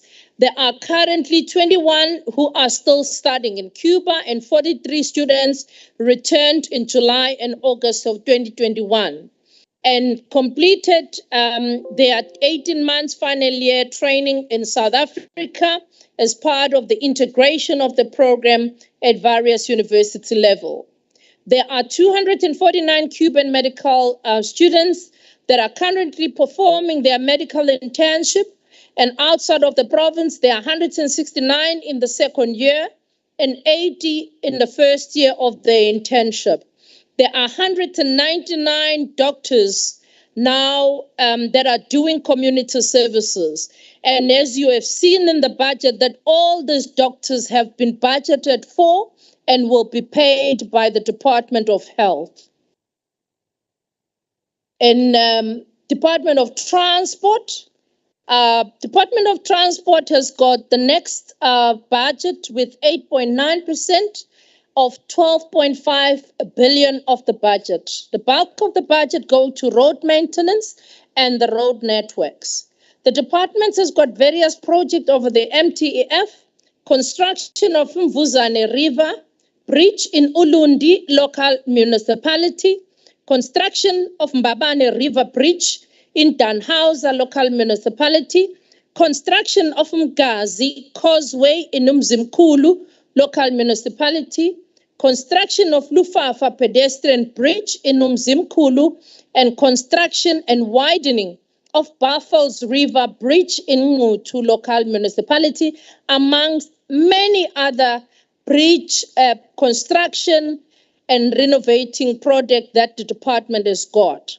The department will continue to administer learner transport services with a budget of 459.9 million, currently benefiting abafundi about 67,163 abafundela ukushayela ey'koleni ezu-397 lapha KwaZulu-Natal. Ugovernment afundisa iy'ngane ukuthi zikwazi ukuthi from esikoleni zifundele ukushayela kuze zikwazi ukuphuma zinamakhono.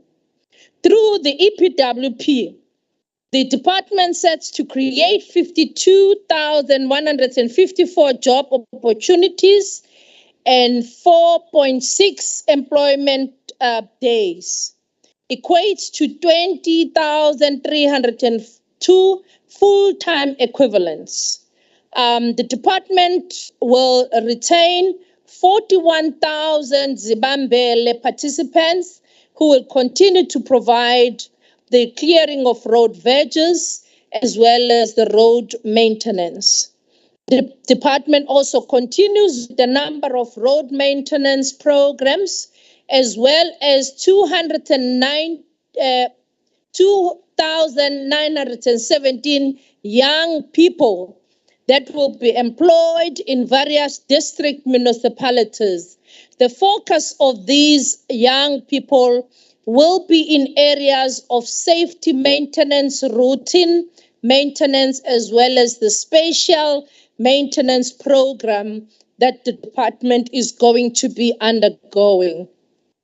As part of maximizing employment opportunities, the department will continue to employ under the National Youth Service Program through various capital projects and upgrading of the main roads, as we indicated, P714, where about 130 young people will be trained through the national certification courses of construction of roadworks, as well as the upgrade of P179, where 40 young people will also be trained during that construction, and they will be getting their national certificate courses on construction and civil building as they continue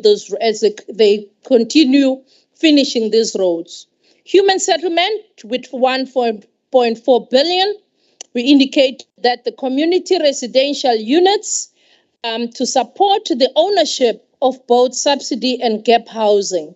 Over the MTEF, the Department of Human Settlement plans to redevelop old hostels to CRUs, that is community ownership, as well as the construction of new CRUs projects in 4 municipalities, where 2,154 units are planned to be constructed.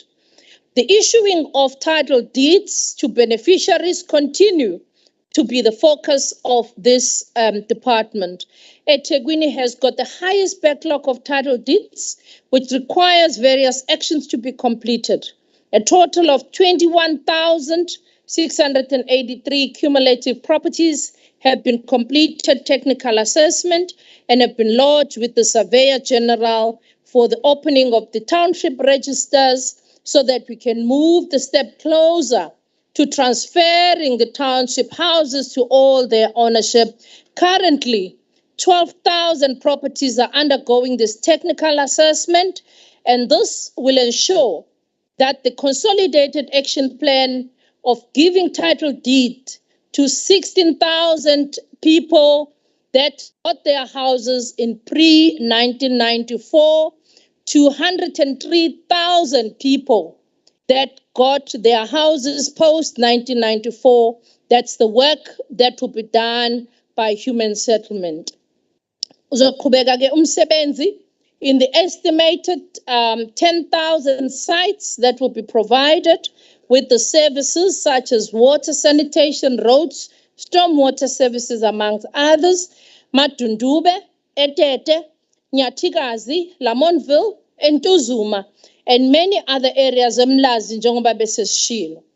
Informal settlements of the Greater Amawoti with 2,000 units in Greater Amawoti, 200 units in Greater Amawoti, 2,259 in Madundube, 949 units in Driefontein, 6,200 units in Umlazi extension of Part 4, as well as 8,985 units in Georgetown, Blaubosch, and Langlaagte and Kavan Phase 1.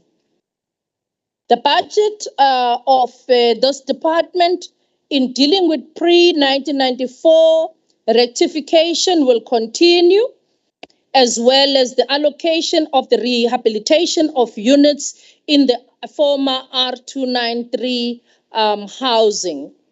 The program also includes the asbestos program, and the overall target of the rectification stand at 250 units in 22-23 financial year.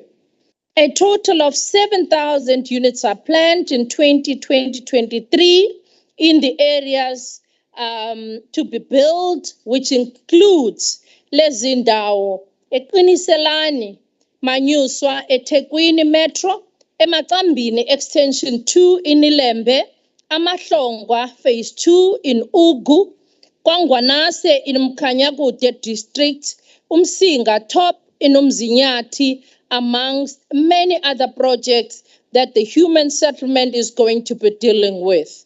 We also know that the human settlement has been intervening in terms of the Operation Sukumasake project, as championed by our Honorable Premier, in ensuring those that are in greater need and our vulnerable families do receive their dignity and a proper shelter. Economic development and tourism will continue with the development and the support and the promotion of the local and small-scale industries through Operation Vula, as well as RASET programs, and improve the economy and creating jobs in the province. Operation Vula provides further grants in the areas such as manufacturing in the SMMEs, tourism, economic infrastructure, job creation infrastructure, with a focus of providing skills and business opportunities at the local level. KZN Growth Fund will continue to play a key role in disbursing funds in respect of Operation Vula, and in this regard, it is planned that Operation Vula will also fund projects owned by women, youth, people with disabilities, as people that are disabled, as well as other categories of our communities. Comprehensive programs of Operation Vula that includes cleaning and detergents, clothing and textile, bakery, pulp, paper products will be supported, and the provision of shared services will continue, as we already see small enterprises that have already started thriving in those businesses in various areas. ETIA will also continue with the SMMEs and cooperatives through ensuring adequate training and promotion of sustainable merging of enterprises. And in this regard, ETIA includes, and it will intend to complete, the construction of Kosi Bay, Uchoyelo Aquaculture, a fish processing facility, so that our people that are involved in fish as fishing communities are able to have these fish processing facilities, and they are able to already provide the much needed jobs and enterprises within this industry. The ETIA also will continue ensuring that informal infrastructure for informal traders that include installing informal stalls in the identified areas, amongst others, emzinto nakhona kuzokakhiwa izindawo zabantu bokuthi badayise indaweni ezine shelter nama storage, abaqulusi ubuhle bezwe emadlangeni Alfred Duma Umsinga.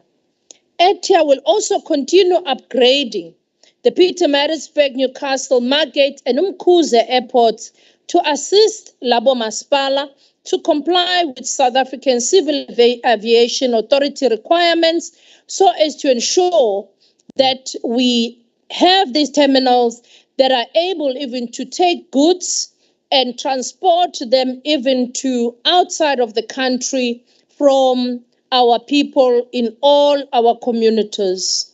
The commissioning of the terminal building to operationalize Umkhuze and Margate Airport in the 2023 will be unfolding.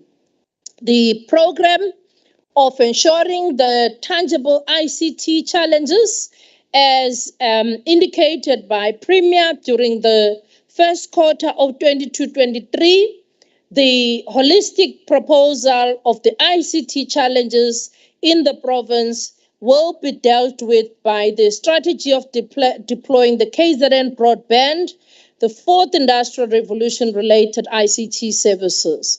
ETIA would also ensure that working with the Council for Science and Industrial Research to develop the business case for establishment of biorefinery in the province. We've seen already ETIA working with abalimi bomoba abasafufusa ukuthi imboni yomoba ingagcini nje ngokuthi fadabale, kepha abalimi bomoba baqhubeke bangene embonini ye-biorefinery working in collaboration with Human Science Research Council, and as well as the Trade and Industry and Competition and Trade and Investment, KwaZulu-Natal, also including the other entities to ensure that abalimi bomoba bayakwazi ukuthi baqhubeke bafufuse njengoba imboni kufanele sibona iqhubeka ithuthuka.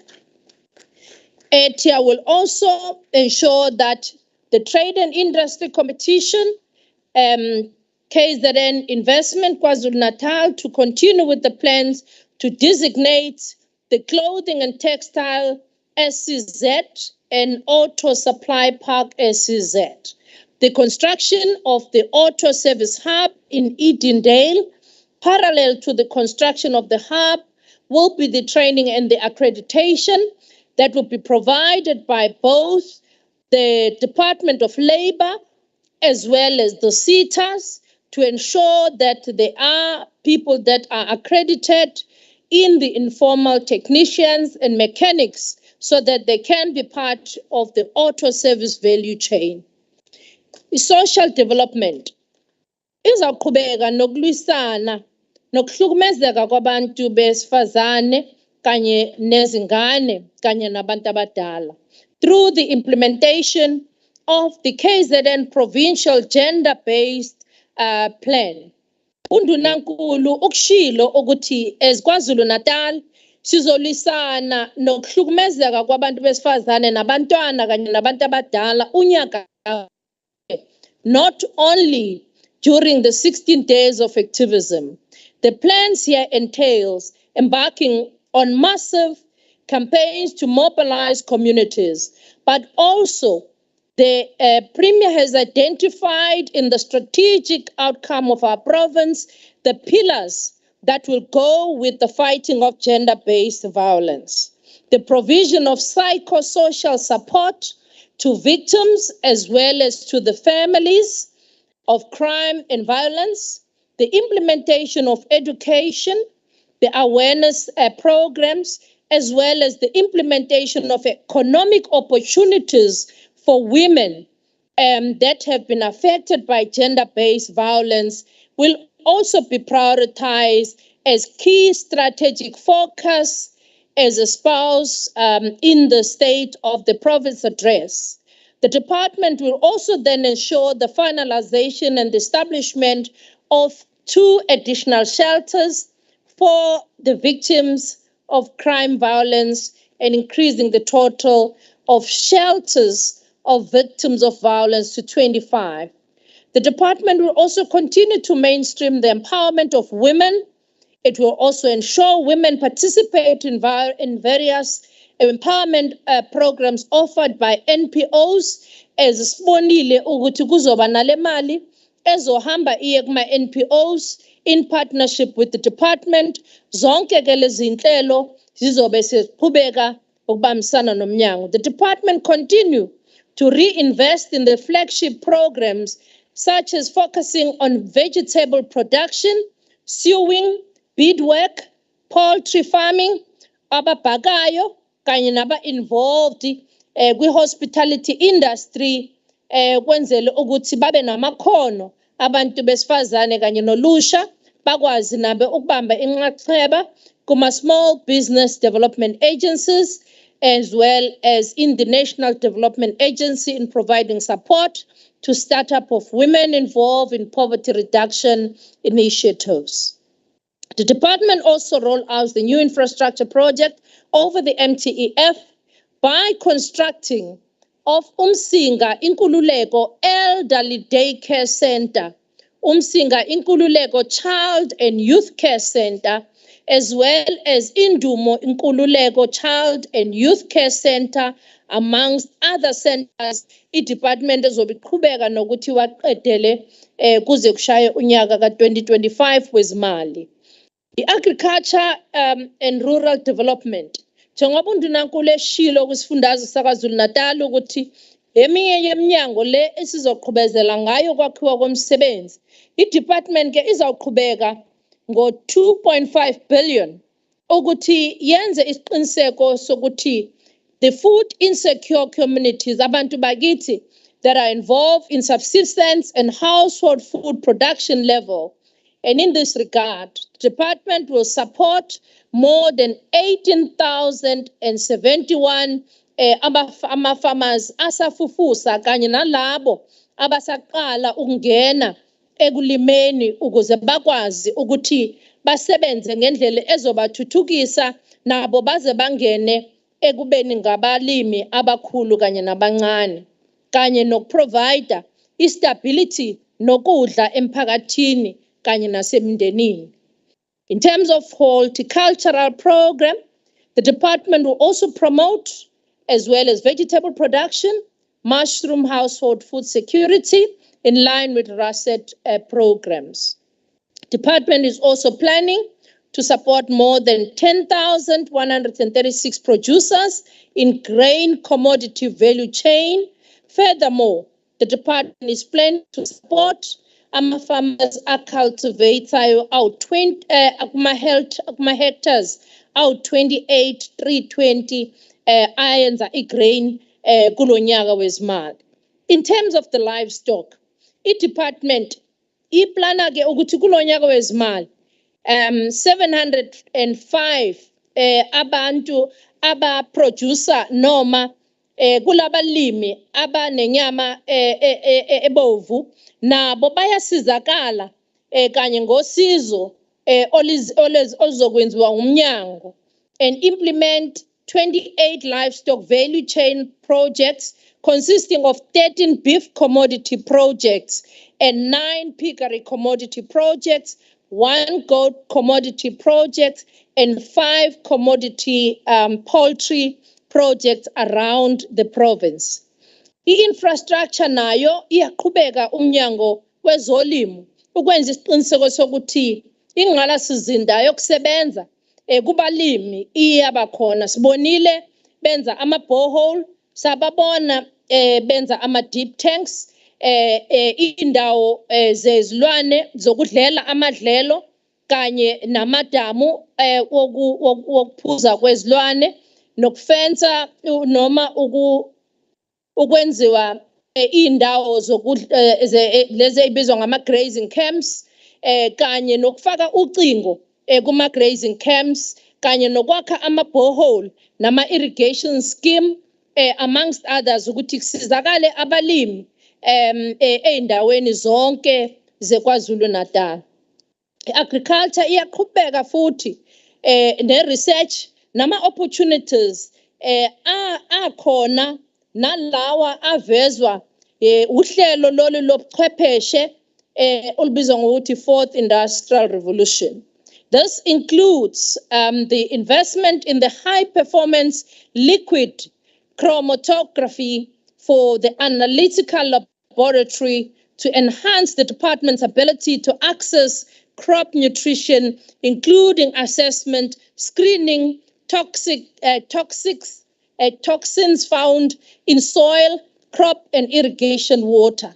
Uyaqhubeka ke umnyango nalezi zinhlelo ezinhle isebenzisa umnyango wayo ezokulima hayi ama laboratory angaphandle ekutheni kusizakale ama farmers ethu ngolwazi oluqhamuka lapha ya kwisikole sakwa agriculture kwi research kwi agriculture. Public Works continues in the departments with ensuring that they are targeting EPWP workers, but also provide sustainable work opportunities as well as full-time equivalent for the 2022-23 in addition. The department also targets 4 beneficiary empowerment interventions through training that includes other basic financial literacy as well as cleaning of government buildings kulaba abenze EPWP okwenza isiqiniseko sokuthi baphuma namakhono uma ngabe sebengene ngaphansi kwalolahlelo. Sishilo ke ukuthi i-Department ya Public Works iyaqhubeka futhi nesikole sokwakha amakhono kubantu bokuzenzela in anticipation the department will also implement over 2,000 schools and vacant sites across all district municipalities. The department will ensure that Izandla Ziyagezana program increases the number of beneficiaries with disabilities through engaging with institutions that care for people that are disabled, and will continue to explore the extension of the program of cleaning of schools in all the regions as well as other infrastructure. COGTA received 1.8 billion. COGTA will ensure that the implementation of the district development model, focusing on one budget, one plan, one district and municipality, assist all the 54 municipalities in developing and implementing the performance management system and audit outcome strategy, amongst other strategies. The COGTA will also implement the district economic recovery and reconstruction plans in the district and local municipalities. The department also continues to map the data in respect of the climate-related incidents to enhance the provincial government's ability to be able to respond to climate change kanye nezinhlekelele esizibonayo ngokuguquguquka kwesimo sezulu, kanye nokwenza isiqiniseko sokuthi kuba khona izindlela lezi ezibizwa ngokuthi the-early warning systems, kusho ukuthi ama-signals okuthi abe khona kwisifundazwe ukuthi uma kuzoba khona iy'nhlekelele kube khona ubuchwepheshe obukwaziyo ukuthi busheshe bufinyelele kubantu bonke, ukusho ukuthi ey'ndaweni ey'thile kuzoba khona ubuchwepheshe ukuze isifundazwe singadili njengama-incidents e-disaster-ke sekenzekile, kodwa kukwazi ukuthi kupreventeke iy'mpilo kanye ne-infrastructure. I-department yakhokha izoqhubeka-ke futhi nokusapota iy'nhlelo zaka-electricity, water and sanitation for indigent policies in municipalities, as well as the operational and maintenance plan komasipala, ukwenza isiqiniseko sokuthi omasipala bethu bayayigada ingqalasizinda efakwayo ukuthi iba sezingeni elikahle, ukwenzele ukuthi ukulethwa kwamanzi, ukuhanjiswa kwendle, ugesi kanye nezinye izidingo kufinyelela ngendlela engaphazamiseki, kanye futhi ney'mali ezispendwa ngomasipala through the national grants are spent in an efficient and effective manner. Sports and culture, 1.5 billion. As we indicated that the Department of Sports, Arts and Culture received 1.5 billion. This is for the amalgamation of the department, and the department plans to commence with the refurbishment of the Winston Churchill Theatre and the upgrade of Utungulu Arts Center, amongst others. The department will also continue to support the Playhouse Company, the KZN Philharmonic Orchestra, and various other art centers in KwaZulu-Natal, and events companies that host various festivities as well as concerts to empower our local communities. The department will also provide financial and professional support and funding to 43 museums in the province. Digitalization of museum artifacts will continue. The department will also continue the Reading for Understanding program, which targets children under the ages of 10, and the library with library material that will be procured for the use in this program. The department will procure more than 90,000 library books and public libraries to ensure that this program becomes a reality. A total of 162 public libraries will have free internet connectivity installed under the MTEF. The construction of 27 libraries, including the libraries of Umvoti, Ekwaka, of Fabeni libraries. This department is committed to its vision of having one library, one ward in our lifetime. In terms of the sports activity, the department will continue to support 14 major events that include boxing tournaments, major road running, cycling, canoeing, lend a support to sports tourism sector. The department will also support 9 academies to provide a developmental pathway for athletes into the elite athletes program. 12 sports-focused schools will be supported. Sibabonile ke ongqongqoshe bobabili, ungqongqoshe wezemidlalo kanye ne-arts and culture nongqongqoshe wezemfundo bahlanganile ukuthi lolu hlelo lube practical futhi lukwazi ukuthi li-implementeke kulonyaka wezimali. The department will build 33 facilities consisting of combination courts, play gyms, as well as continue with the construction of 4 fitness centers in the Umzimkhulu, Alfred Duma, Umhlathuze, as well as in Newcastle district, among others. Gender equity in sports. Programs will be initiated to promote women in sports during Women's Month and throughout the year. The programs for people with disabled, and these will deliver in all 11 districts to ensure the support for disabled people in sports. The department will also focus on anti-gender-based violence campaigns that will focus on moral regeneration, nokuthuthukiswa kwezimilo emphakathini, kusetshenziswa esports against crime, njengezinye zezinhlelo zokusimamisa izimilo emphakathini nokufundisa ulusha lethu ngeinhlobonhlobo zezemidlalo kanye nezinhlelo ekuthuthukiseni izimilo kanye nokuthuthukisa imiphakathi yethu nokubumbana kwesizwe.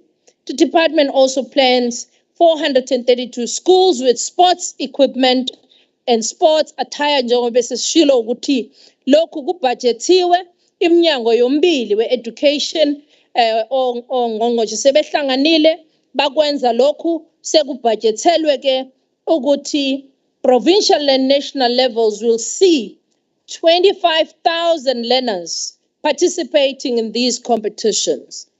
The Office of the Premier received 767.7 million for economic resource constraints.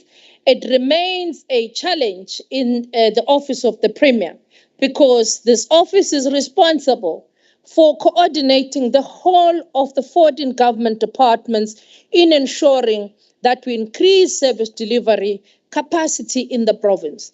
The partnership will also be critical in ensuring strategic intent vision and the development path in the PGDS Vision 2030 is achieved. In the 6th administration, we will be implementing over the MTEF through the Premier, the government's implementation of the NDP in the 6th administration. The Provincial Planning Commission continues to monitor the alignment of the provincial plans with policies, as well as the implementation of instruments to national and provincial priorities. The district development model alignment with Operation Sukuma Sake, inculcating the responsibilities and accountability in immediate resource coordination and the allocation with all the spheres of government through the alignment of district development model is part of the work of the Premier's office, and the need to identify, strengthen the relationship with tertiary institutions and research-oriented enterprises to build partnership that contribute towards innovation and strengthen the knowledge economy to build better future for all.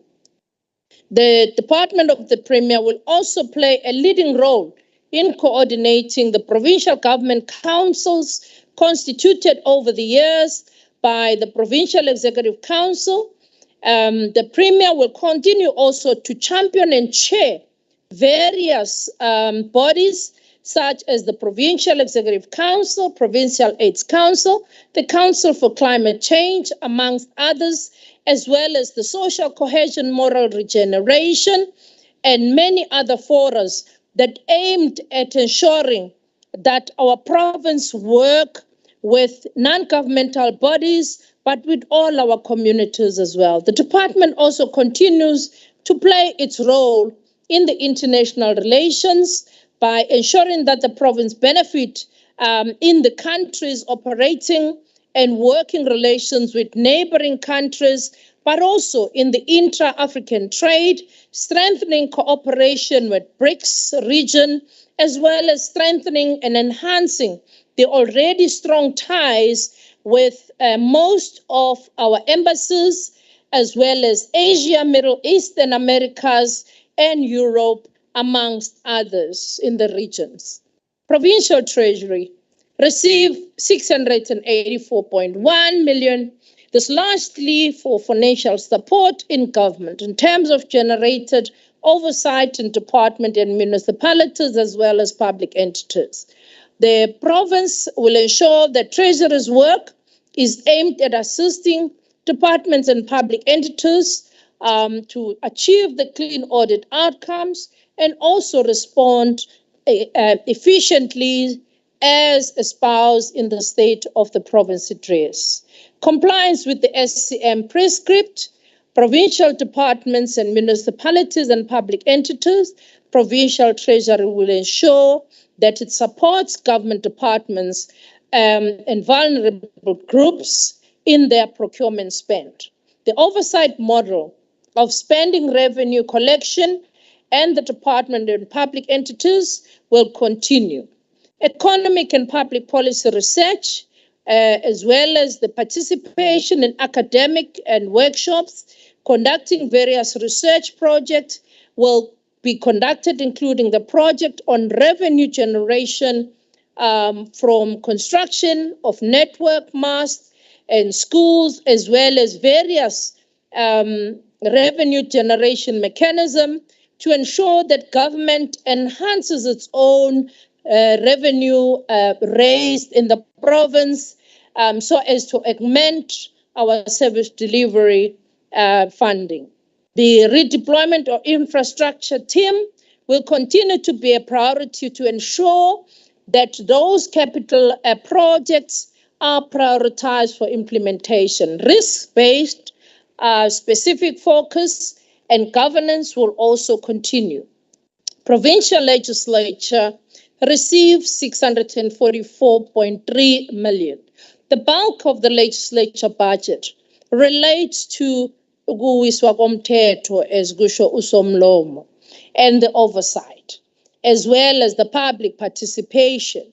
Njengoba sibona uhulumeni i-provincial legislature ihambela indawo emphakathini yenze isiqiniseko sokuthi uhulumeni wenza lokho athe uzokwenza. Izawuqhubeka ke nokwenza i-oversight ehlanganisa nokuhambela izikole, ama-police station, ukumonitorisha ama-programs kahulumeni kanye nokumonitorisha umsebenzi wonke okufanele wenziwe uhulumeni. Community safety and liaison received 236.9 million. A significant portion for the department's budget is allocated for promotion of the safety activities such as communities in dialogues, mainly in the areas where there is inability by the province. The budget is also for safety against crime, attending to issues of gender-based and domestic violence, promoting police relations with communities such as police community forums, supporting community safety structures, support for community safety forums, community police forums and communities, as well as monitoring and evaluating the functionality of the police station and the monitoring of the South African Police Service specialized unit as espoused by the legislation in the oversight of the work of the South African Police Service.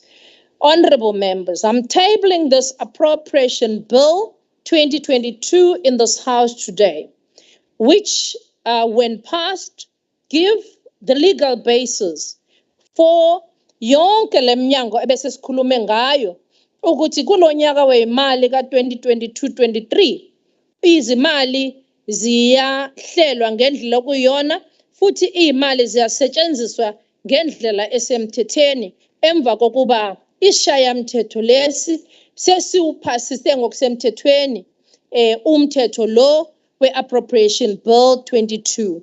Appropriation Bill is prepared in 3 languages, ngezilimi ke zesilungu, isiZulu kanye ne-Afrikaans. Sesiya ngasekuphethweni somlomo namalunga ahloniphekile kanye nomphakathi uwonkana. Siyafisa ukubonga kakhulu umsebenzi owenziwa uhulumeni wesifundazwe saKwaZulu-Natal, and siyafisa ukuzibophezela ekutheni njengohulumeni undunankulu eshilo kwi-State of the Province Address that ukusebenza kwesifundazwe kuzawukhuphuka ngelinye izinga ukwakha imphakathi engcono nemphakathi ephumelelayo kanye nokusebenzisana kwazo zonke inhlaka zakahulumeni kusho ukuthi national, provincial and local government. Let us make KwaZulu-Natal be known as the epicenter of good governance, accelerated service delivery, and plans where the sun rises and hardly sets. We undertake to ensure that the struggles Abomamu Dorothy Nyembe, Abomamu Victoria Mxenge, and many more of our freedom fighters were not in vain. A special word of gratitude goes to our leader in our province, Honorable Premier Zigalala Kuzeni, members of the Executive Council, heads of departments, Provincial Legislature, the Chief Financial Officers, the DG of the province of KwaZulu-Natal, for the work that they do and the work that they have done for the year ahead and their support as Sithula Lombiko Esutula Lapanamhlanje on behalf of Uhulumente. The members of this House, we are eternally indebted to all of you for support eninikezela uhulumeni kanye nabo bonke abaphathiswa emsebenzini ekufanele bewenzela isizwe kanye nomphakathi. Siyafisa futhi ukudlulisa amazwi okubonga kakhulu kungqongqoshe kazwelonke wokuphathwa kwezimali kanye nesekela lakhe kanye nesigungu sonke se-Budget Council for their guidance and their technical support. My gratitude also goes to the Ministers' Committee of Budget, as well as what we call in the finance, the female MECs of finances, for their guidance and the support for all the female MECs of finances in tabling our sound and advice and strengthening our support in preparing for these budgets. We also wish to thank the Speaker of the Provincial Legislature, as well as the whole Speakerage and the Secretariat of the Legislature. In particular, we also wish to thank usihlalo wekomiti lezezimali, ubaba uNkosi, kanye namakomiti wonke our legislature. Siyafisa futhi ukubonga wonke amakomiti weshayamthetho. Siyafisa ukubonga isupport yokuthi uma ngabe nisithumela umyalezo noma nisitshela ukuthi fanele sisebenze kanjani, silalele ebese sithatha nezinqumo nembono ukwazi ukuthi siqhubele phambili nokwenza impilo zabantu bakithi ukuthi zibe ngcono kanye nohulumeni osebenza ngokubambisana nokuthuthukisa imphakathi ukuthi isebenze ngokuhlanganyela kanye nokubumbana. Siyafisa in presenting this budget ukuthi sibonge abasebenzi bakahulumeni, sibonge nezinyunyana kanye nabo bonke abasebenza ngokuzimisela in our province.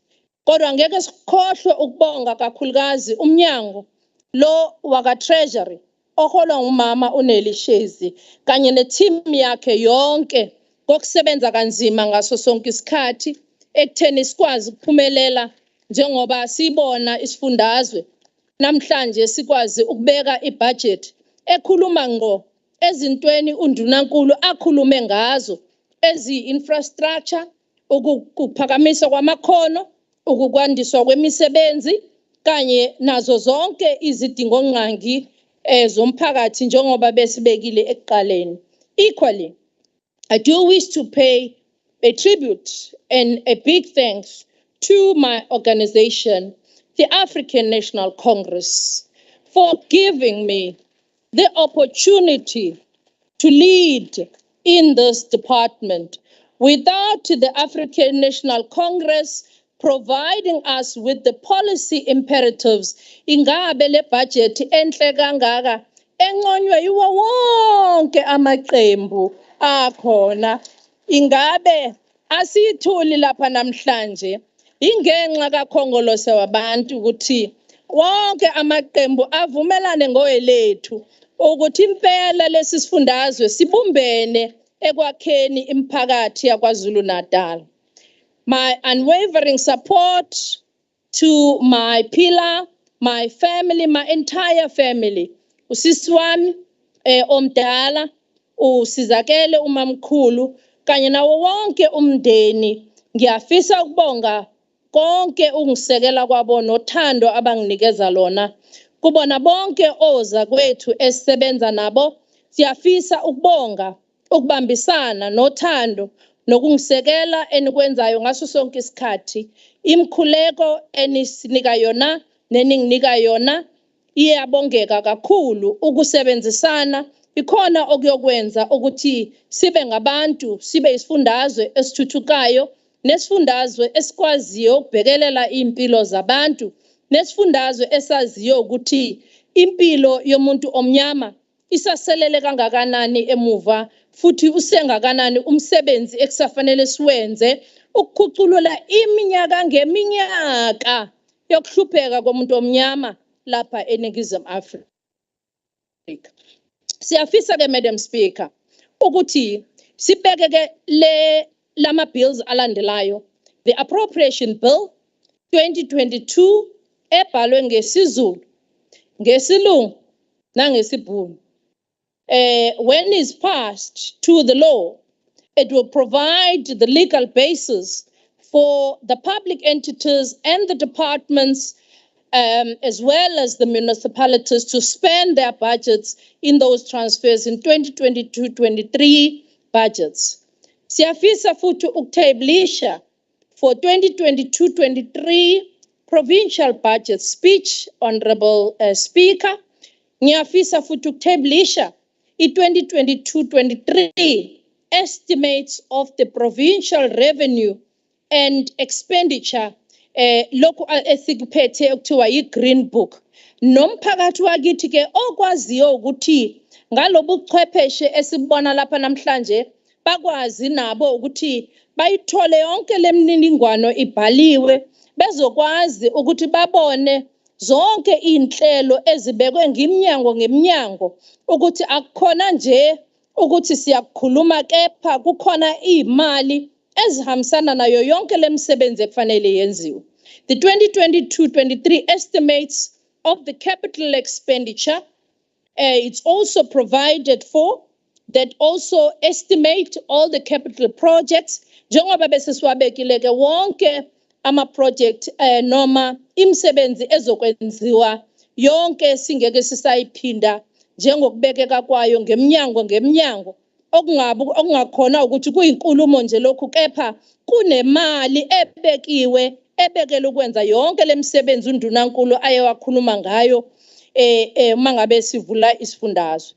U-22-23 socio-economic review and outlook isero nayo futhi lencwajana ehlaza siyayithablisha nayo lapha, Honorable Speaker, ukuthi amalungu alendlu kanye nomphakathi wonke ukwazi ukubona ukuthi isimo somnotho sibukeka kanjani lapha esifundazweni kanye nakuzwe lonke ukuze sazi ukuthi uma ngabe uhulumeni analezi mali anazo ingenxa yesabelo esikhona okuyisona esibekelwe ukuthi senze imisebenzi yabantu.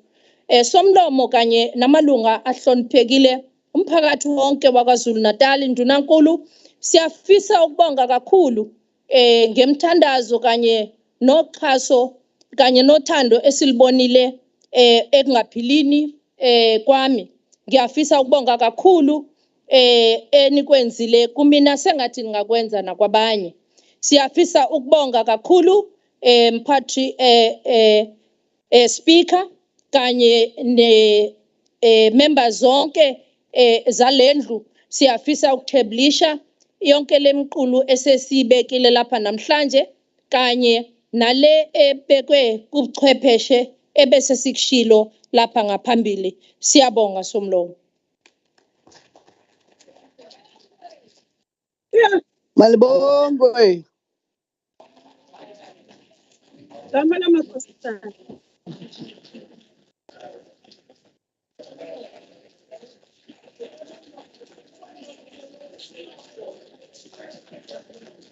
Thank you.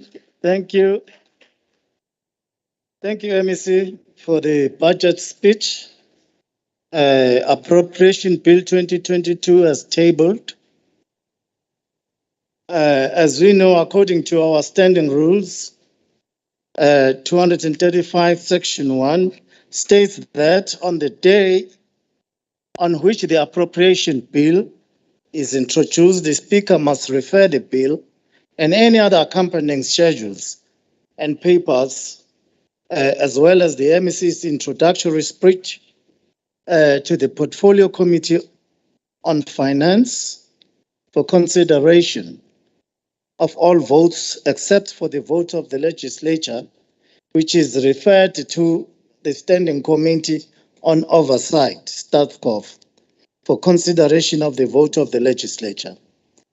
I therefore refer the bill and all accompanying schedules and papers and the MEC's introductory speech to the Portfolio Committees on Finance to consider all votes except for the vote of the Legislature, which I refer to the Standing Committee on Oversight of the Legislature for consideration.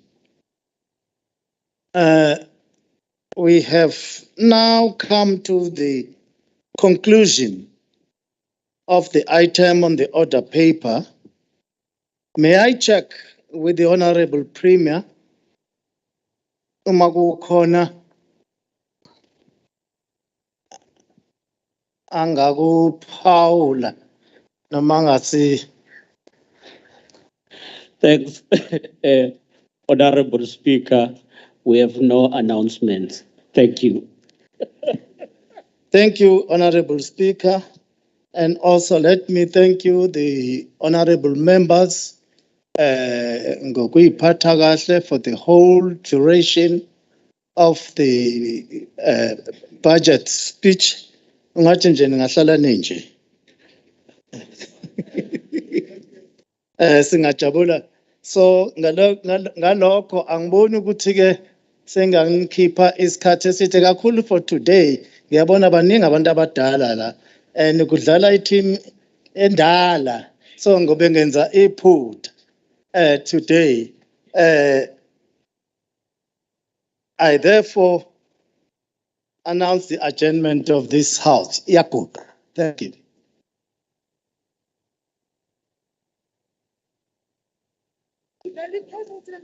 Order, Madam Speaker.